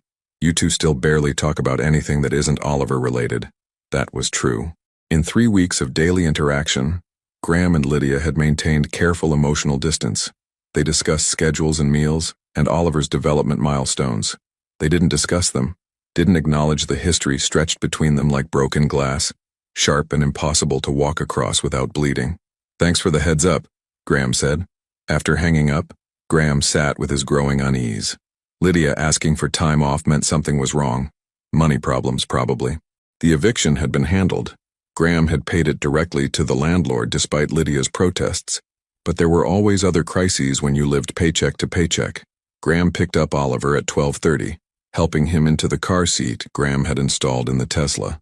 Oliver chatted the entire drive about his morning, a stream of consciousness narrative about blocks and snacks, and a kid named Emma who'd apparently stolen his favorite truck. That sounds frustrating, buddy. Very frosting, Oliver agreed solemnly, mangling the word in that way that made Graham's chest ache with affection. They stopped at the grocery store, another skill Graham had acquired, shopping with a toddler in tow. He'd learned to bring snacks to prevent meltdowns in the cereal aisle, and to avoid the toy section entirely, unless he wanted 30 minutes of negotiation about why they couldn't buy a plastic dinosaur today. In the checkout line, Oliver spotted a magazine with a familiar face on the cover.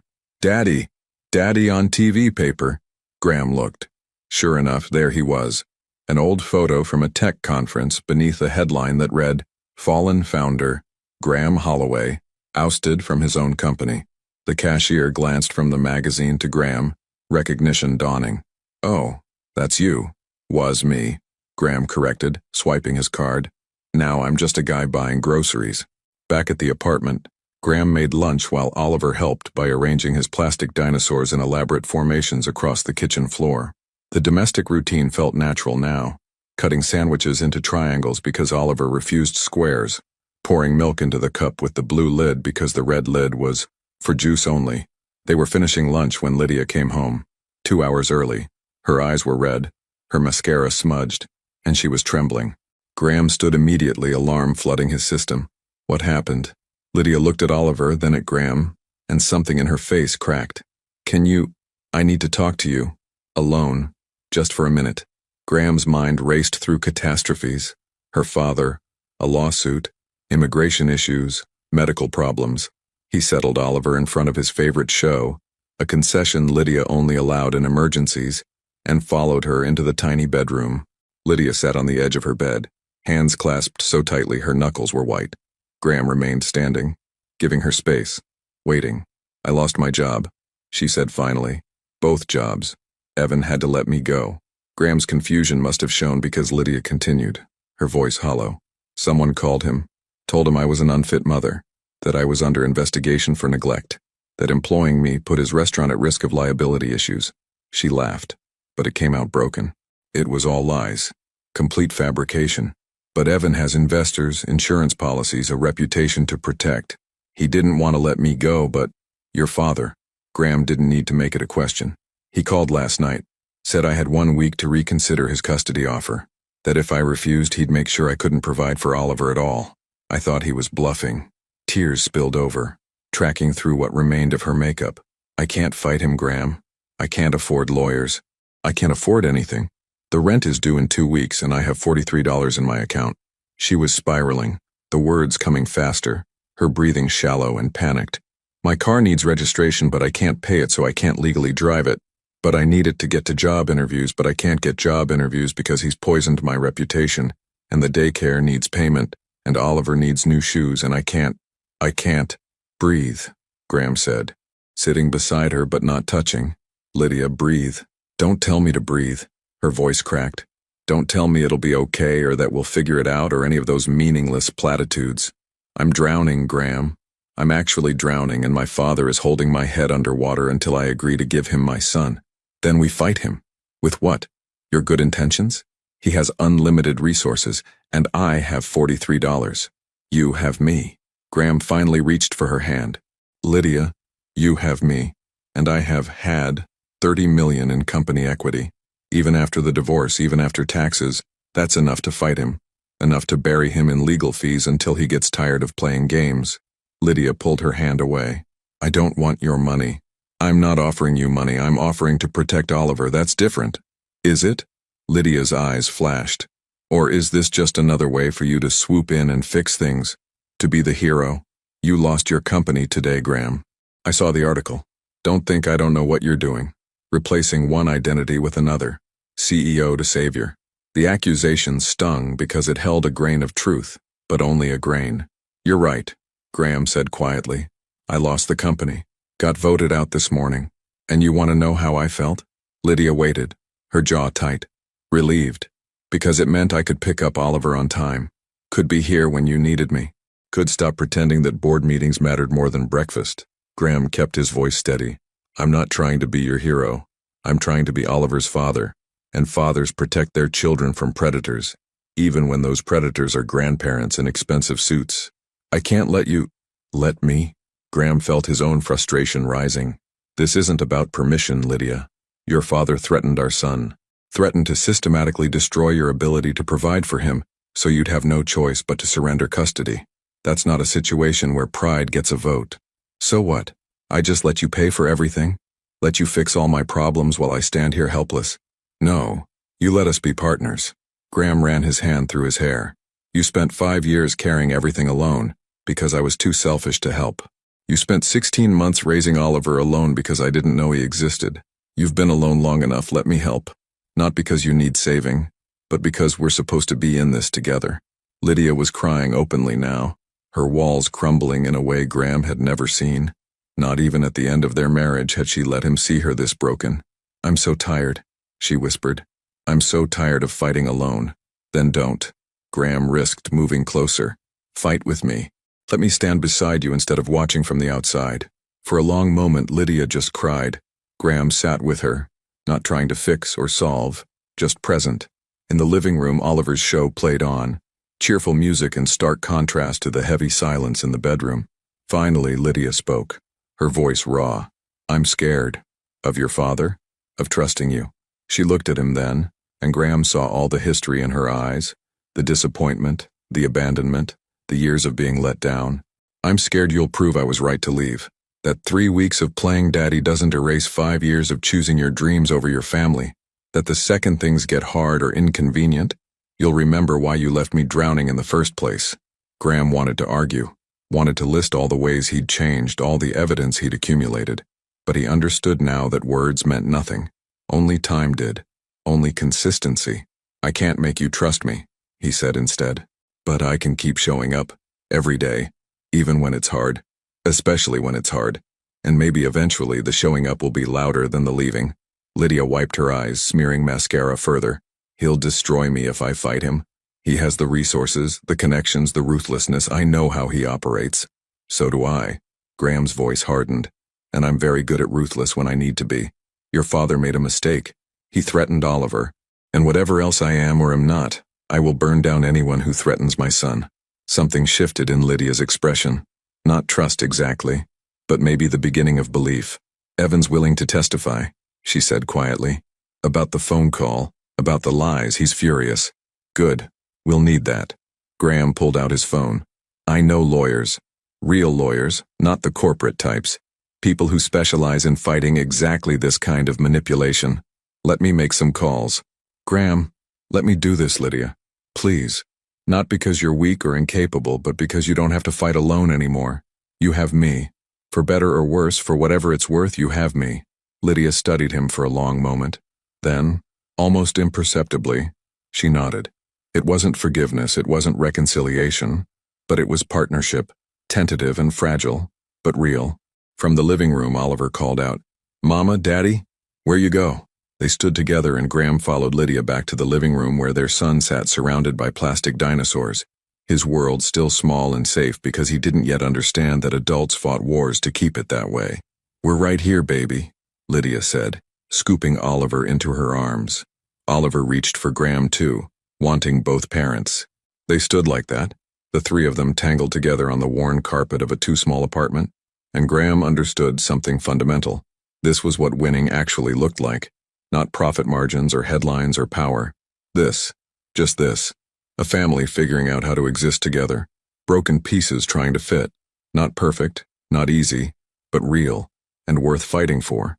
The family court building smelled like anxiety and broken promises. Graham sat beside Lydia on a wooden bench outside courtroom 3C, watching her knee bounce with nervous energy. She'd borrowed a dress from Evan's sister. Navy blue, professional, slightly too big in the shoulders. Her hair was pulled back in a bun so tight it looked painful. She'd applied makeup carefully, trying to look like someone who had her life together. Graham could see right through it to the terrified woman beneath. He's not going to win, Graham said for the third time that morning. You don't know that. Lydia's voice was thin. You didn't see the paperwork his lawyers filed. They have statements from people I've never met claiming I'm negligent. Photos of the apartment with the crack in the window, the stain on the carpet. Oliver's toys scattered everywhere like evidence of chaos. They have lies, Graham countered. We have truth. Their lawyer, Rebecca Chen, a woman in her 50s with steel gray hair and a reputation for eating wealthy bullies for breakfast, emerged from the courtroom. They're ready for us. Lydia stood on shaky legs. Graham took her hand without asking permission. She didn't pull away. The courtroom was smaller than Graham expected. Judge Patricia Odom sat behind an elevated bench, her expression carved from granite. Richard Monroe occupied the plaintiff's table with two lawyers who probably billed $1,000 an hour each.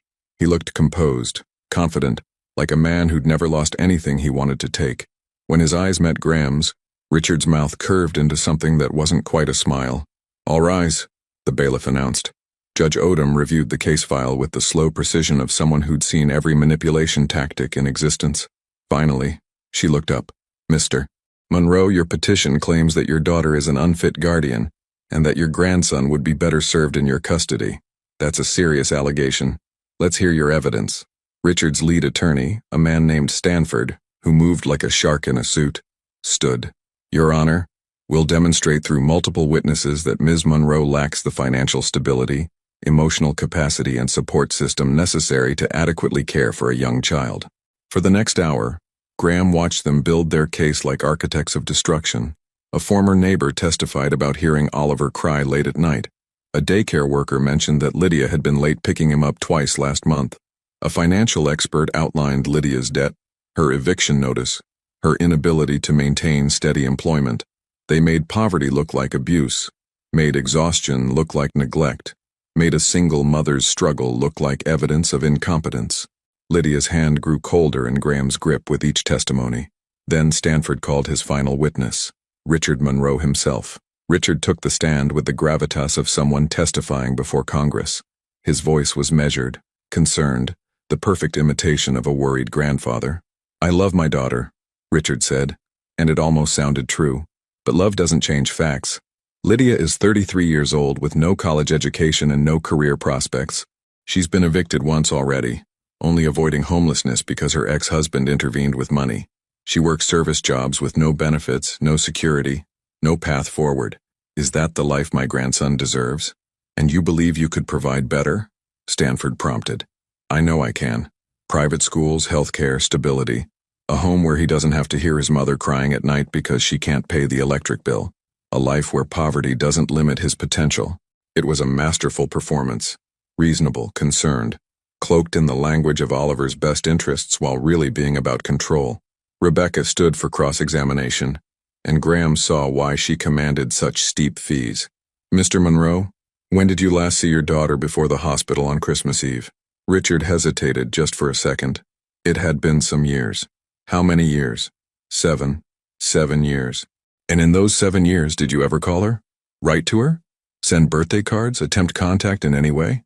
"Our relationship was complicated." "That's a no then." Rebecca's voice was surgical. "In fact, you cut your daughter off completely when she married Mr. Holloway against your wishes, correct?" "I had concerns about her choices." "You disowned her." Rebecca let that hang. "For 7 years you made no effort to contact your daughter. You didn't know she was pregnant. You didn't know your grandson existed until 3 weeks ago. And now you're asking this court to believe you're a devoted grandfather concerned about Oliver's welfare? I'm trying to correct my mistakes. By taking custody of a child you've met exactly once? By systematically destroying your daughter's employment so she'd have no choice but to surrender her son? By hiring private investigators to photograph her apartment and manufacture evidence of neglect?" Stanford objected. The judge sustained it, but the damage was done. Rebecca had exposed the machinery beneath Richard's concerned grandfather act. "Let me ask you directly, Mr. Monroe. Is this about Oliver's welfare, or is this about punishing your daughter for defying you 7 years ago?" "Objection. Withdrawn." Rebecca smiled. No further questions. When it was their turn, Rebecca called Evan first. He testified about Lydia's work ethic, her dedication to Oliver, how she'd brought him to work rather than leave him with questionable child care. He described the phone call that had cost Lydia her job, the lies, the manipulation, the obvious coordination with Richard's custody petition. Then Rebecca called Graham. Walking to the witness stand felt like moving through molasses. Graham could feel Richard's eyes on him, could sense the man calculating, assessing, looking for weaknesses to exploit. Rebecca established the basics: Graham's relationship to Oliver, the reconciliation, his commitment to supporting his son. Then she went deeper. "Mr. Holloway, you recently left your position as CEO of your own company. Can you explain why?"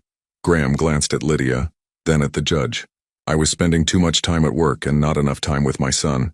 The board felt I was no longer prioritizing the company. They were right. You chose fatherhood over your career. I chose my son over everything else, the way I should have from the beginning."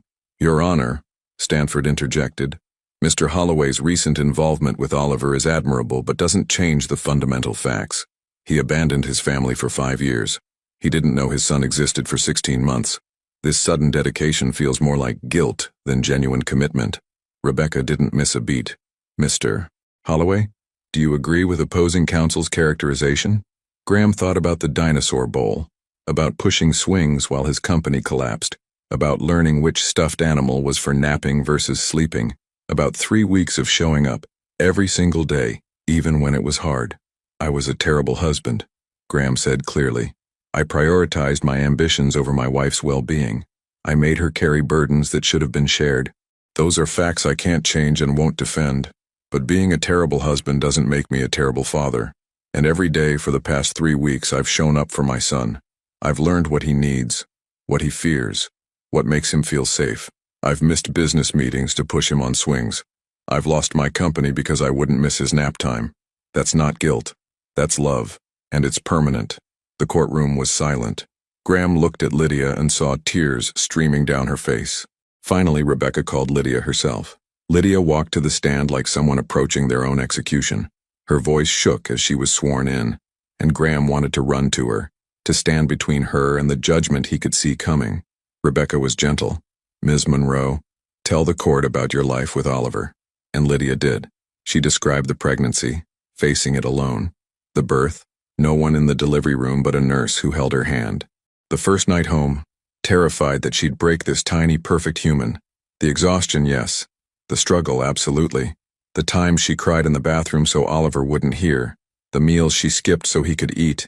The nights she worked while he slept because daycare cost more than she made in a week. But also the joy. Oliver's first smile, his first word, "Mama," the way he reached for her when he was scared. The games they invented with cardboard boxes and imagination. The life they'd built, small and imperfect but filled with more love than her father's mansion would ever contain. "My son is happy," Lydia said. her voice growing stronger. He's safe. He's loved. He doesn't have a trust fund or private schools, but he has me. Every morning when he wakes up, I'm there. Every night when he's scared, I'm there. Every single moment of his life, I have been there.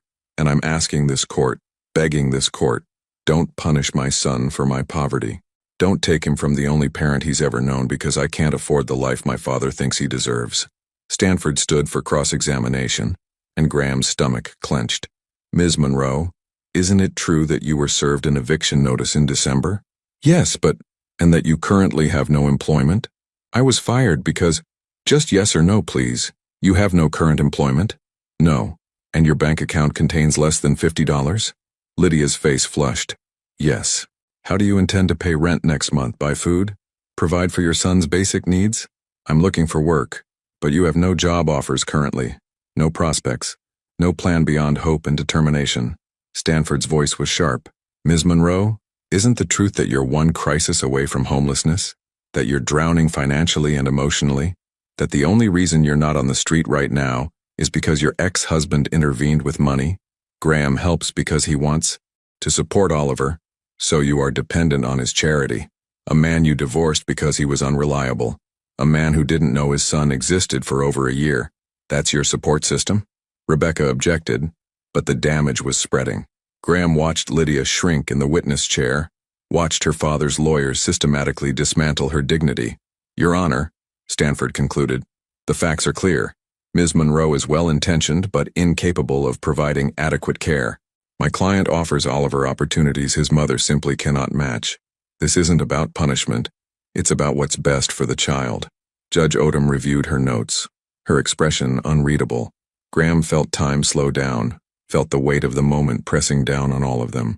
I'll take a 30-minute recess, the judge announced. Then I'll deliver my ruling. The courtroom emptied, but Graham and Lydia remained seated, frozen. I'm going to lose him, Lydia whispered. Oh God, Graham, I'm going to lose him. No, you heard them. You saw the judge's face. She thinks I'm unfit. She thinks my father's right. Lydia was spiraling, her breathing rapid and shallow. Oliver's going to grow up in that mansion without me. He's going to forget me. He's going to think I abandoned him. Graham pulled her to him, not caring that they were in a courtroom, not caring that Richard was probably watching from the hallway. Look at me. Lydia, look at me.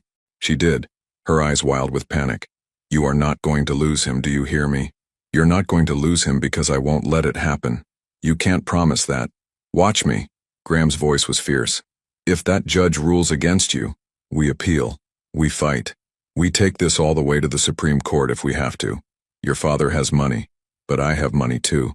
And more importantly, I have something he'll never have. I'm fighting for love, not control. That makes me dangerous. That makes me unstoppable. Graham, I love you. The words fell into the space between them like stones into still water. Lydia stared at him, shock replacing panic. What? I love you. I never stopped loving you, not even when I was too stupid and selfish to show it. And I love our son, and I will spend every dollar I have, every breath in my body, every ounce of fight I possess, making sure you don't lose him. So no, I can't promise what the judge will rule, but I can promise you won't face it alone. Not this time. Never again. Tears streamed down Lydia's face, but her breathing had steadied. I don't know what to say. You don't have to say anything. Just let me stand with you. Let me fight beside you. Let me be what I should have been 5 years ago. Before Lydia could respond, the bailiff appeared. Judge is ready. They walked back into the courtroom hand in hand, facing whatever came next together. Judge Odom surveyed the courtroom with the weight of Solomon preparing to split a baby. I've reviewed the evidence, heard the testimony, and considered the arguments from both sides. She began. This is one of the more disturbing cases I've encountered, not because of Ms. Monroe's poverty, but because of Mr. Monroe's manipulation. Richard's face remained impassive, but Graham saw his jaw tighten.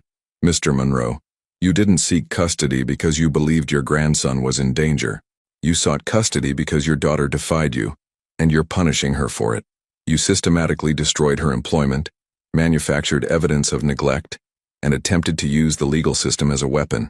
That is not the behavior of a concerned grandfather. That is the behavior of an abuser. Stanford started to object, but the judge cut him off with a look. However, she continued, and Graham's heart sank, Ms. Monroe's financial situation is genuinely concerning. Not because poverty equals bad parenting, But because stability matters for children, Oliver deserves security. This was it. Graham squeezed Lydia's hand tighter, preparing to catch her when the world fell apart. Therefore, I'm denying Mr. Monroe's petition for custody in its entirety. Furthermore, I'm issuing a restraining order.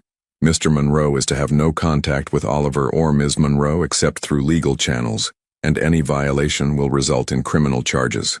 Relief crashed through Graham like a tidal wave. Beside him, Lydia made a sound between a sob and a laugh. However, the judge said, I am ordering a 6-month review.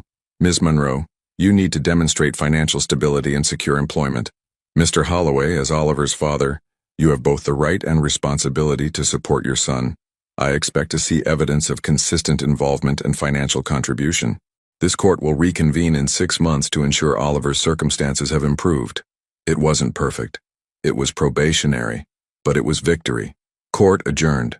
Richard stood abruptly and left without a word, his lawyers scrambling after him. Graham didn't watch him go. He was too focused on Lydia, who'd collapsed against him, crying so hard her whole body shook. You won, Graham whispered into her hair. You kept him. He's yours. Ours, Lydia corrected, looking up at him with red, swollen eyes. He's ours. And there, in a courthouse that had seen countless families torn apart, Graham Holloway felt something he hadn't experienced in years. Hope. 6 months later, Graham stood in the doorway of what used to be his downtown penthouse and felt absolutely nothing. The real estate agent, a woman named Michelle with an aggressively cheerful demeanor, gestured expansively at the floor-to-ceiling windows. As you can see, the views are unparalleled. The building amenities include a gym, rooftop pool, concierge service. I'll take it, the potential buyer interrupted. A tech executive probably 10 years younger than Graham, hungry in the way Graham used to be. Full asking price, cash offer. Just like that, the last piece of Graham's old life was sold. The penthouse where he'd celebrated his company's first million, where he'd worked 18-hour days building an empire, where he'd lived alone and called it success. Graham signed the papers, shook hands, and walked out without looking back. His phone buzzed as he reached his car. Not the Tesla anymore. He'd traded that for something more practical. A Honda Pilot with room for car seats and soccer equipment and all the mundane necessities of family life. The text was from Lydia. Oliver's asking for you. Says he has something important to show Daddy. Graham smiled and typed back, on my way. The drive to their house, not Lydia's apartment, but the modest 3-bedroom they'd bought together in a neighborhood with good schools and parks, took 20 minutes. Graham used the time to mentally review his day, meeting with his new business partner about the consulting firm they were launching, lunch with Evan to discuss potential investment opportunities, a phone call with Oliver's preschool teacher about his progress. It was a full life, different from before but fuller in ways that mattered. He pulled into the driveway behind Lydia's car, not the broken-down sedan she'd been driving, but a reliable used SUV they'd picked out together. The front lawn needed mowing. Graham made a mental note to do it this weekend. Maybe let Oliver help with his plastic lawnmower. The front door opened before Graham could reach it. Oliver burst out, nearly tripping over his own feet in his excitement. Daddy, Daddy, look what I maked. At 2 years and 8 months, Oliver's vocabulary had exploded. He spoke in full sentences now, asked endless questions, and had recently discovered the word why could be applied to literally everything. Graham scooped him up, pretending to stagger under his weight. You're getting so big, what did you make, buddy? A surprise, come see, come see. Oliver wriggled down and grabbed Graham's hand, pulling him inside with toddler urgency. The house smelled like something baking, cookies maybe, or banana bread. Lydia appeared from the kitchen, flour on her cheek and a smile that still made Graham's chest tight even after 6 months of seeing it daily. He's been working on it all afternoon, she said, wiping her hands on a dish towel. Very serious business. Oliver dragged Graham to the coffee table where a piece of construction paper lay covered in crayon marks. To the untrained eye, it looked like abstract chaos. To a father, it was clearly a masterpiece. It's our family, Oliver explained, pointing to 3 stick figures of varying heights. That's Mama, that's Daddy, that's me, and that's Raph. Sure enough, a 4th figure, possibly a giraffe, possibly a deformed dog, stood beside the smallest stick figure. It's perfect, Graham said and meant it. Should we put it on the refrigerator? The special spot. Oliver nodded vigorously. The special spot was the center of the refrigerator, reserved for Oliver's most important artwork. As Oliver ran to the kitchen to supervise the hanging, Lydia moved closer to Graham. She still smelled like coconut shampoo, still had that particular way of tucking her hair behind her ear when she was nervous or happy or both. "How'd the penthouse showing go?" she asked. "Sold. Cash offer, full price. How do you feel about that?" Graham considered. 6 months ago, the question would have felt loaded, like a test he might fail. Now it was just Lydia checking in, genuinely curious about his emotional state. "Good," he said honestly. "That place was never home. This is home." Lydia's smile widened. "Even with the leaky faucet in the guest bathroom and the weird smell that comes from the basement sometimes? Especially because of those things." Graham pulled her close, kissing her forehead. "Those are problems we get to solve together." They'd been taking it slow. Slower than slow, really. For the first 3 months after the court ruling, Graham had maintained his own apartment, visiting daily, but respecting Lydia's need for space and independence. They were co-parenting, partners in raising Oliver, but not yet together in the way they'd once been. Then one night, Oliver had gotten sick. Nothing serious, just a stomach bug, but he'd wanted both his parents. Graham had stayed over, sleeping on the couch, and in the morning over coffee and cleaning supplies, Lydia had asked the question, "What are we doing?" Graham had looked up from scrubbing the bathroom floor. "What do you mean?" "This. Us. We're not married, but we're not exactly separate. We're raising a child together, making decisions together, spending every day together.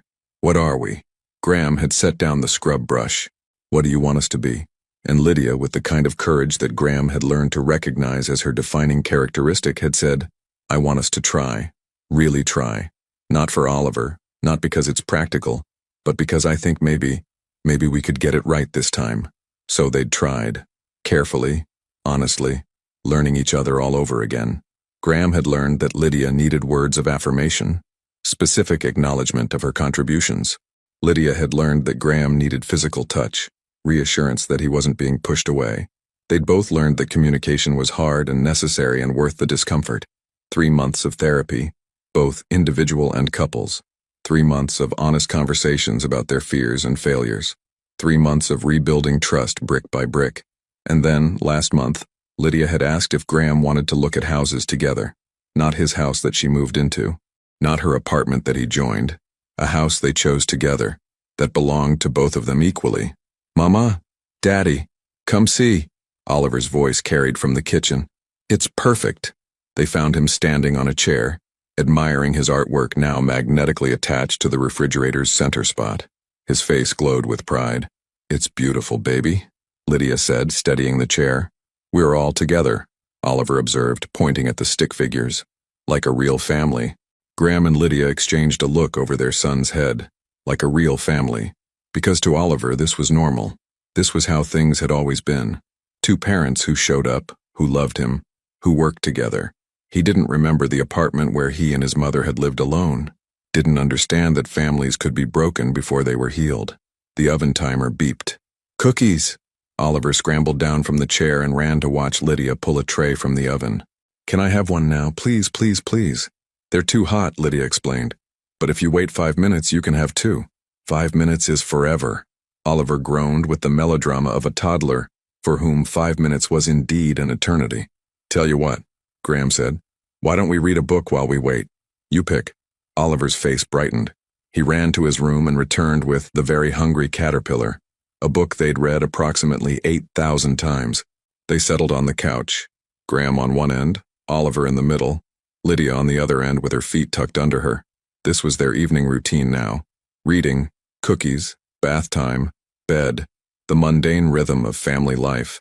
As Graham read about a caterpillar eating through various foods, Oliver leaned against him, thumb creeping toward his mouth, a habit they were trying to break, but that appeared in moments of contentment. Lydia watched them, her expression soft, and Graham felt the weight of the moment. This was what he'd almost destroyed. This perfect, ordinary evening. This little boy who trusted him completely. This woman who'd given him a second chance he absolutely hadn't deserved. And he built a cocoon around himself, Graham read, his voice thick with emotion he tried to hide. "And then he's a butterfly," Oliver added, having heard this story enough times to anticipate the ending. "A beautiful butterfly." "That's right." Graham turned the page to reveal the butterfly's spread wings vibrant against the white page. "Things can change," Oliver said seriously. with that strange wisdom children sometimes possessed, even caterpillars. Lydia's eyes met Graham's over Oliver's head, and he saw the same thought reflected there. Even caterpillars, even people, even failed marriages and absent fathers and broken families. Everything could transform if given enough time and the right conditions. After cookies and bath time, Graham read 3 more books. Their nightly negotiation had settled on 3 as the magic number, and Oliver finally consented to sleep. Graham tucked him in, made sure Raph and the elephant were in their proper positions, and turned on the nightlight that projected stars across the ceiling. "Daddy?" Oliver's voice was sleepy but insistent. "Yeah, buddy? You'll be here in the morning?" The question appeared every few nights. That lingering anxiety that had nothing to do with Oliver's conscious memory, and everything to do with the first 16 months of his life when Daddy had been an abstract concept rather than a present reality.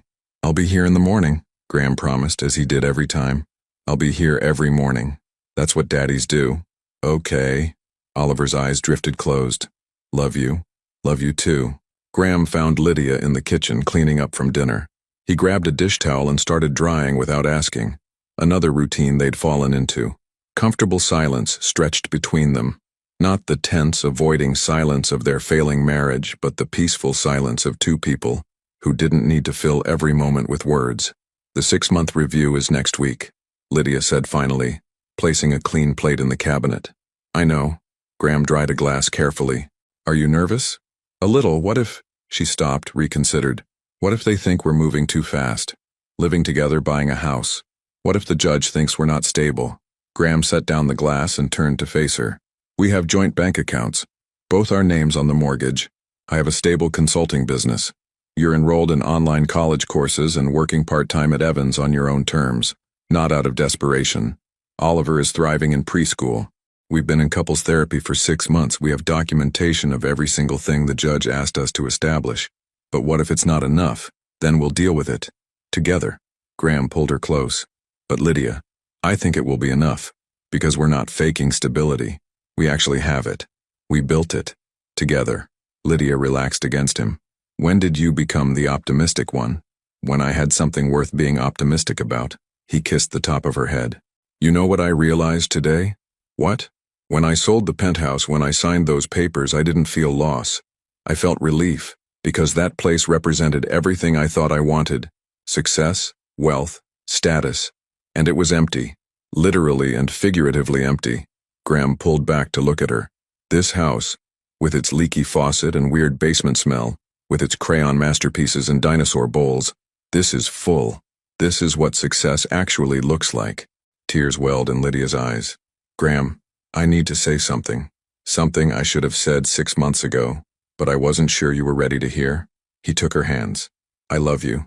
Not the memory of you. Not the idea of you. Not because we have a son together. I love you. The you who's stronger than anyone I've ever met. The you who survived your father and a terrible marriage and single motherhood and came out the other side still capable of trust. The you who gets flour on your face when you bake and who falls asleep during movies and who has very strong opinions about which bowl Oliver eats cereal from. The dinosaur bowl," Lydia said through tears and laughter. "It's important. It's very important." Graham's own voice was unsteady. "And I know I don't deserve another chance. I know I can't erase the 5 years I failed you or the 16 months I missed. But I'm asking anyway. Not to go back to what we were, because that didn't work, but to move forward into what we could be. As partners, as a family, as 2 people who learned from their mistakes and chose each other anyway." Lydia was fully crying now. "You're terrible at romantic speeches. You know that?" "I know. I should have written it down, practiced." She kissed him. Not tentatively, not carefully, but fully. The kind of kiss that said, "I forgive you and I choose you and let's do this." When they finally pulled apart, both breathing hard, Lydia whispered, "Ask me." "Ask you what?" "You know what." Her eyes held challenge and hope in equal measure. Graham's heart hammered. He'd been carrying the ring for 2 weeks, waiting for the right moment. But maybe there was no perfect moment. Maybe there was just this. Dishes half dried, their son asleep upstairs, cookie crumbs still on the counter. Maybe perfect was just 2 imperfect people choosing to try. Graham pulled the ring from his pocket. Not elaborate, not massive, just a simple band with a single stone that had caught the light in a way that reminded him of Lydia's eyes. He didn't kneel. They were past grand gestures. This was real life, not a movie. "Marry me," he said. "Not because it's expected or because it makes sense on paper or because of Oliver. Marry me because I want to spend every ordinary, beautiful day with you. Because I want to solve problems together and make terrible jokes that only you laugh at and argue about whether we need a new couch and read the same books 8,000 times. Marry me because you're my home." Lydia looked at the ring, then at Graham, then back at the ring. For one terrifying moment, Graham thought she might say no, might decide that partnership was enough, that marriage carried too much painful history. Then she smiled, that full, genuine smile that lit up her entire face, and said, "Yes, but we're keeping separate bank accounts for our personal spending. And we're doing premarital counseling even though technically we're already in therapy. And if you ever choose work over family again, I'm keeping the house and you can live in your car. Deal." Graham slipped the ring onto her finger, and it fit perfectly. "Though for the record, I sold the fancy car. I'd have to live in the Honda." "Then you'd better not screw this up." But she was laughing and kissing him again, and Graham felt the last piece of his broken past click into place. Not perfect, not flawless, but healed, whole. They stood in their kitchen with the dishes half done and the cookies cooling and their son sleeping upstairs.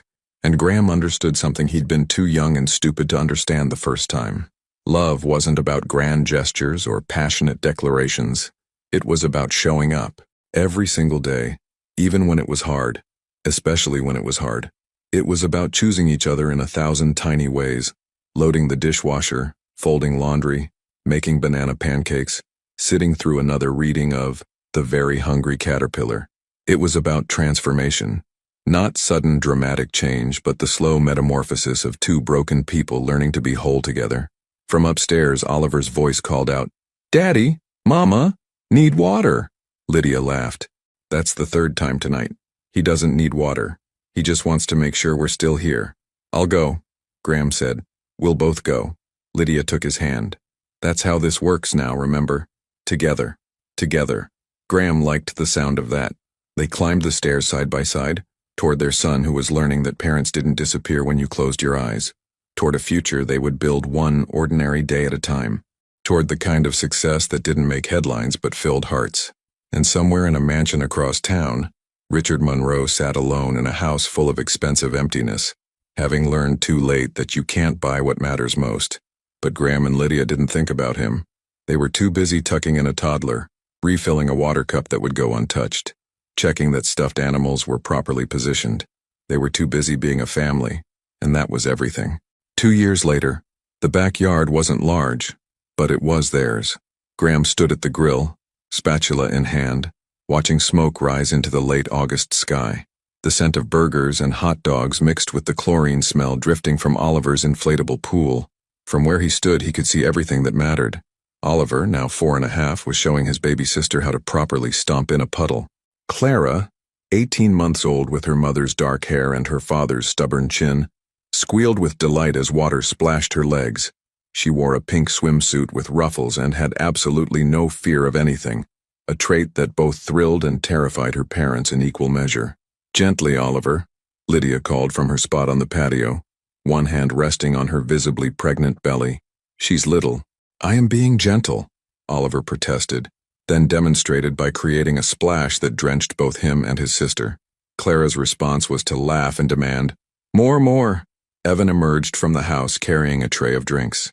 "Your daughter," he said to Graham, "has zero self-preservation instinct. She gets that from her mother," Graham said, grinning when Lydia threw a wadded napkin at him. "Excuse me, which one of us decided to start a business with zero capital and maximum optimism?" "Touché." The consulting firm Graham had launched 2 years ago had grown beyond his wildest projections. Turned out that a CEO who'd built a company from nothing, lost it and learned to prioritize differently had valuable perspective to offer. He specialized now in helping entrepreneurs find balance, advising them on growth strategies that didn't require sacrificing their families on the altar of ambition. It was meaningful work that paid well, but didn't consume him. Work he could walk away from at 5 p.m. to be present for dinner and bedtime and the million small moments that made up a life. Lydia had graduated with her associate degree in early childhood education last spring. She was halfway through her bachelor's now, taking classes online while Clara napped. She also worked part-time at Oliver's preschool, not because they needed the money, but because she loved it. because she'd finally gotten to choose her path instead of having survival choose it for her. They weren't wealthy by Graham's old standards. The house was modest. They drove practical cars. Vacations were camping trips, not European getaways. But they had enough. More than enough. They had each other. "Daddy, watch this," Oliver called, then proceeded to do a belly flop into 6 inches of water. He emerged triumphant, water streaming down his face. "Did you see? Very impressive, buddy. Olympic-level belly flop." "What's Olympic?" "I'll explain later. Food's almost ready." Evan helped Lydia stand. She was 7 months pregnant with their third, another boy they'd already decided to name James. And they all gathered around the picnic table Graham had built last summer. It was slightly crooked, the wood stain uneven, but it was sturdy and it held their family. As they ate, Graham watched the easy conversation flow, Evan telling stories about the restaurant's new chef, Lydia describing Clara's pediatrician appointment, Oliver explaining in elaborate detail the social dynamics of his preschool class, Clara banging her sippy cup and shouting, "More ketchup," every 30 seconds. This was happiness, not the glossy Instagram version, the real version, messy and loud and perfectly imperfect. After dinner, after Clara and Oliver had been bathed and pajamaed, after stories had been read and nightlights turned on, Graham and Lydia finally collapsed onto their bed. "James is practicing soccer," Lydia said, rubbing her belly where visible kicks rippled across the surface. "Or martial arts. Hard to tell." Graham placed his hand beside hers, feeling their son's movements. Strong, like his mom. Stubborn, like his dad. But she was smiling. They lay there in comfortable silence, the kind that only came after years of learning each other's rhythms. From down the hall came the sound of Oliver's white noise machine and Clara's soft snoring. She'd inherited Graham's tendency to snore, much to Lydia's amusement. "Do you ever think about it?" Lydia asked quietly. "The life you had before?" Graham considered. The penthouse, the company, the headlines and the board meetings and the relentless drive to prove his worth through achievement. "Sometimes," he admitted, "but not the way you might think. I don't miss it. I think about it the way you think about a stranger you used to know. That was someone else's life. Do you regret it? Building the company, I mean. Going through all of that?" "No." Graham turned to face her. "Because it brought me here. If I hadn't failed so spectacularly the first time, I wouldn't have learned what actually matters. I wouldn't have become someone worthy of this." He gestured at their bedroom, at the house beyond, at the life they'd built. "I needed to lose everything to understand what I actually wanted." That's very philosophical for 9 p.m. "I'm a dad of 2.5. I have profound thoughts during the only quiet moment of my day." Lydia laughed, then winced as James delivered a particularly strong kick. "Your son is aggressive. He's training early, probably going to be a soccer player. Or a kickboxer." They fell quiet again, and Graham felt the weight of contentment settle over him. Not the absence of problems, they had plenty. The roof needed repair. Lydia's father had attempted contact twice, both times shut down by lawyers and restraining orders. Graham's former company had recently made headlines for ethics violations under new leadership, and he'd fielded countless calls asking for comment. But those were external things. In here, in this house, in this family, they had peace. "Graham?" Lydia's voice was soft, almost hesitant. "Yeah? Thank you. For what? For changing. For showing up. For proving that people can actually transform if they want it badly enough." She turned to face him, her eyes shining in the dim light. "For loving us enough to become someone different." Graham's throat tightened. "I'm not different. I'm just finally what I should have been all along." "Maybe, but it took courage to get here, to admit you were wrong, to lose everything and use that as a beginning instead of an ending." She touched his face. "I'm proud of you. I know I don't say it enough, but I am. I'm proud of you too. For surviving when I gave you every reason to give up. For raising Oliver alone. For being strong enough to let me try again. We're both pretty impressive, huh? Ridiculously impressive. We should write a book. How to Almost Destroy Your Marriage and Then Fix It. A love story. Bestseller material right there." They kissed, soft and familiar, the kind of kiss that came from years of practice and genuine affection. Then Lydia yawned hugely, and Graham pulled her close, adjusting pillows to support her belly. "Get some sleep," he murmured. "James will probably wake you up at 3 a.m. with his kickboxing practice." Probably. But she was already drifting off, her breathing evening out into the rhythm of sleep. Graham lay awake a while longer, listening to his family. Clara's snoring, Oliver's occasional sleepy murmur, Lydia's breathing, the house settling around them with creaks and groans that were becoming familiar as home. He thought about the man he'd been, driven, ambitious, so focused on the destination that he'd missed the journey entirely. That man had achieved everything he'd set out to achieve and ended up empty. This man, the one who changed diapers and made dinosaur-shaped pancakes and knew which stuffed animal was for napping versus sleeping, had achieved nothing the world would write articles about. But he had everything that mattered. Graham's last thought before sleep took him was simple. Success isn't about what you build. It's about who you become in the building. And he'd finally become someone worth being. Final reflection. Sometimes the greatest victories come disguised as failures. Sometimes losing everything is the only way to discover what you actually needed. Sometimes the person you hurt most becomes the person who teaches you what love really means. If you could go back and change one decision that cost you everything, but that mistake led you to discover what truly matters, would you still change it? Or would you accept that some lessons can only be learned through loss? Your participation means a lot to the channel. Please share your thoughts in the comments. Thank you for watching. If you enjoyed the story, please subscribe to our channel and leave a comment below letting us know what you thought. Your feedback and support mean a lot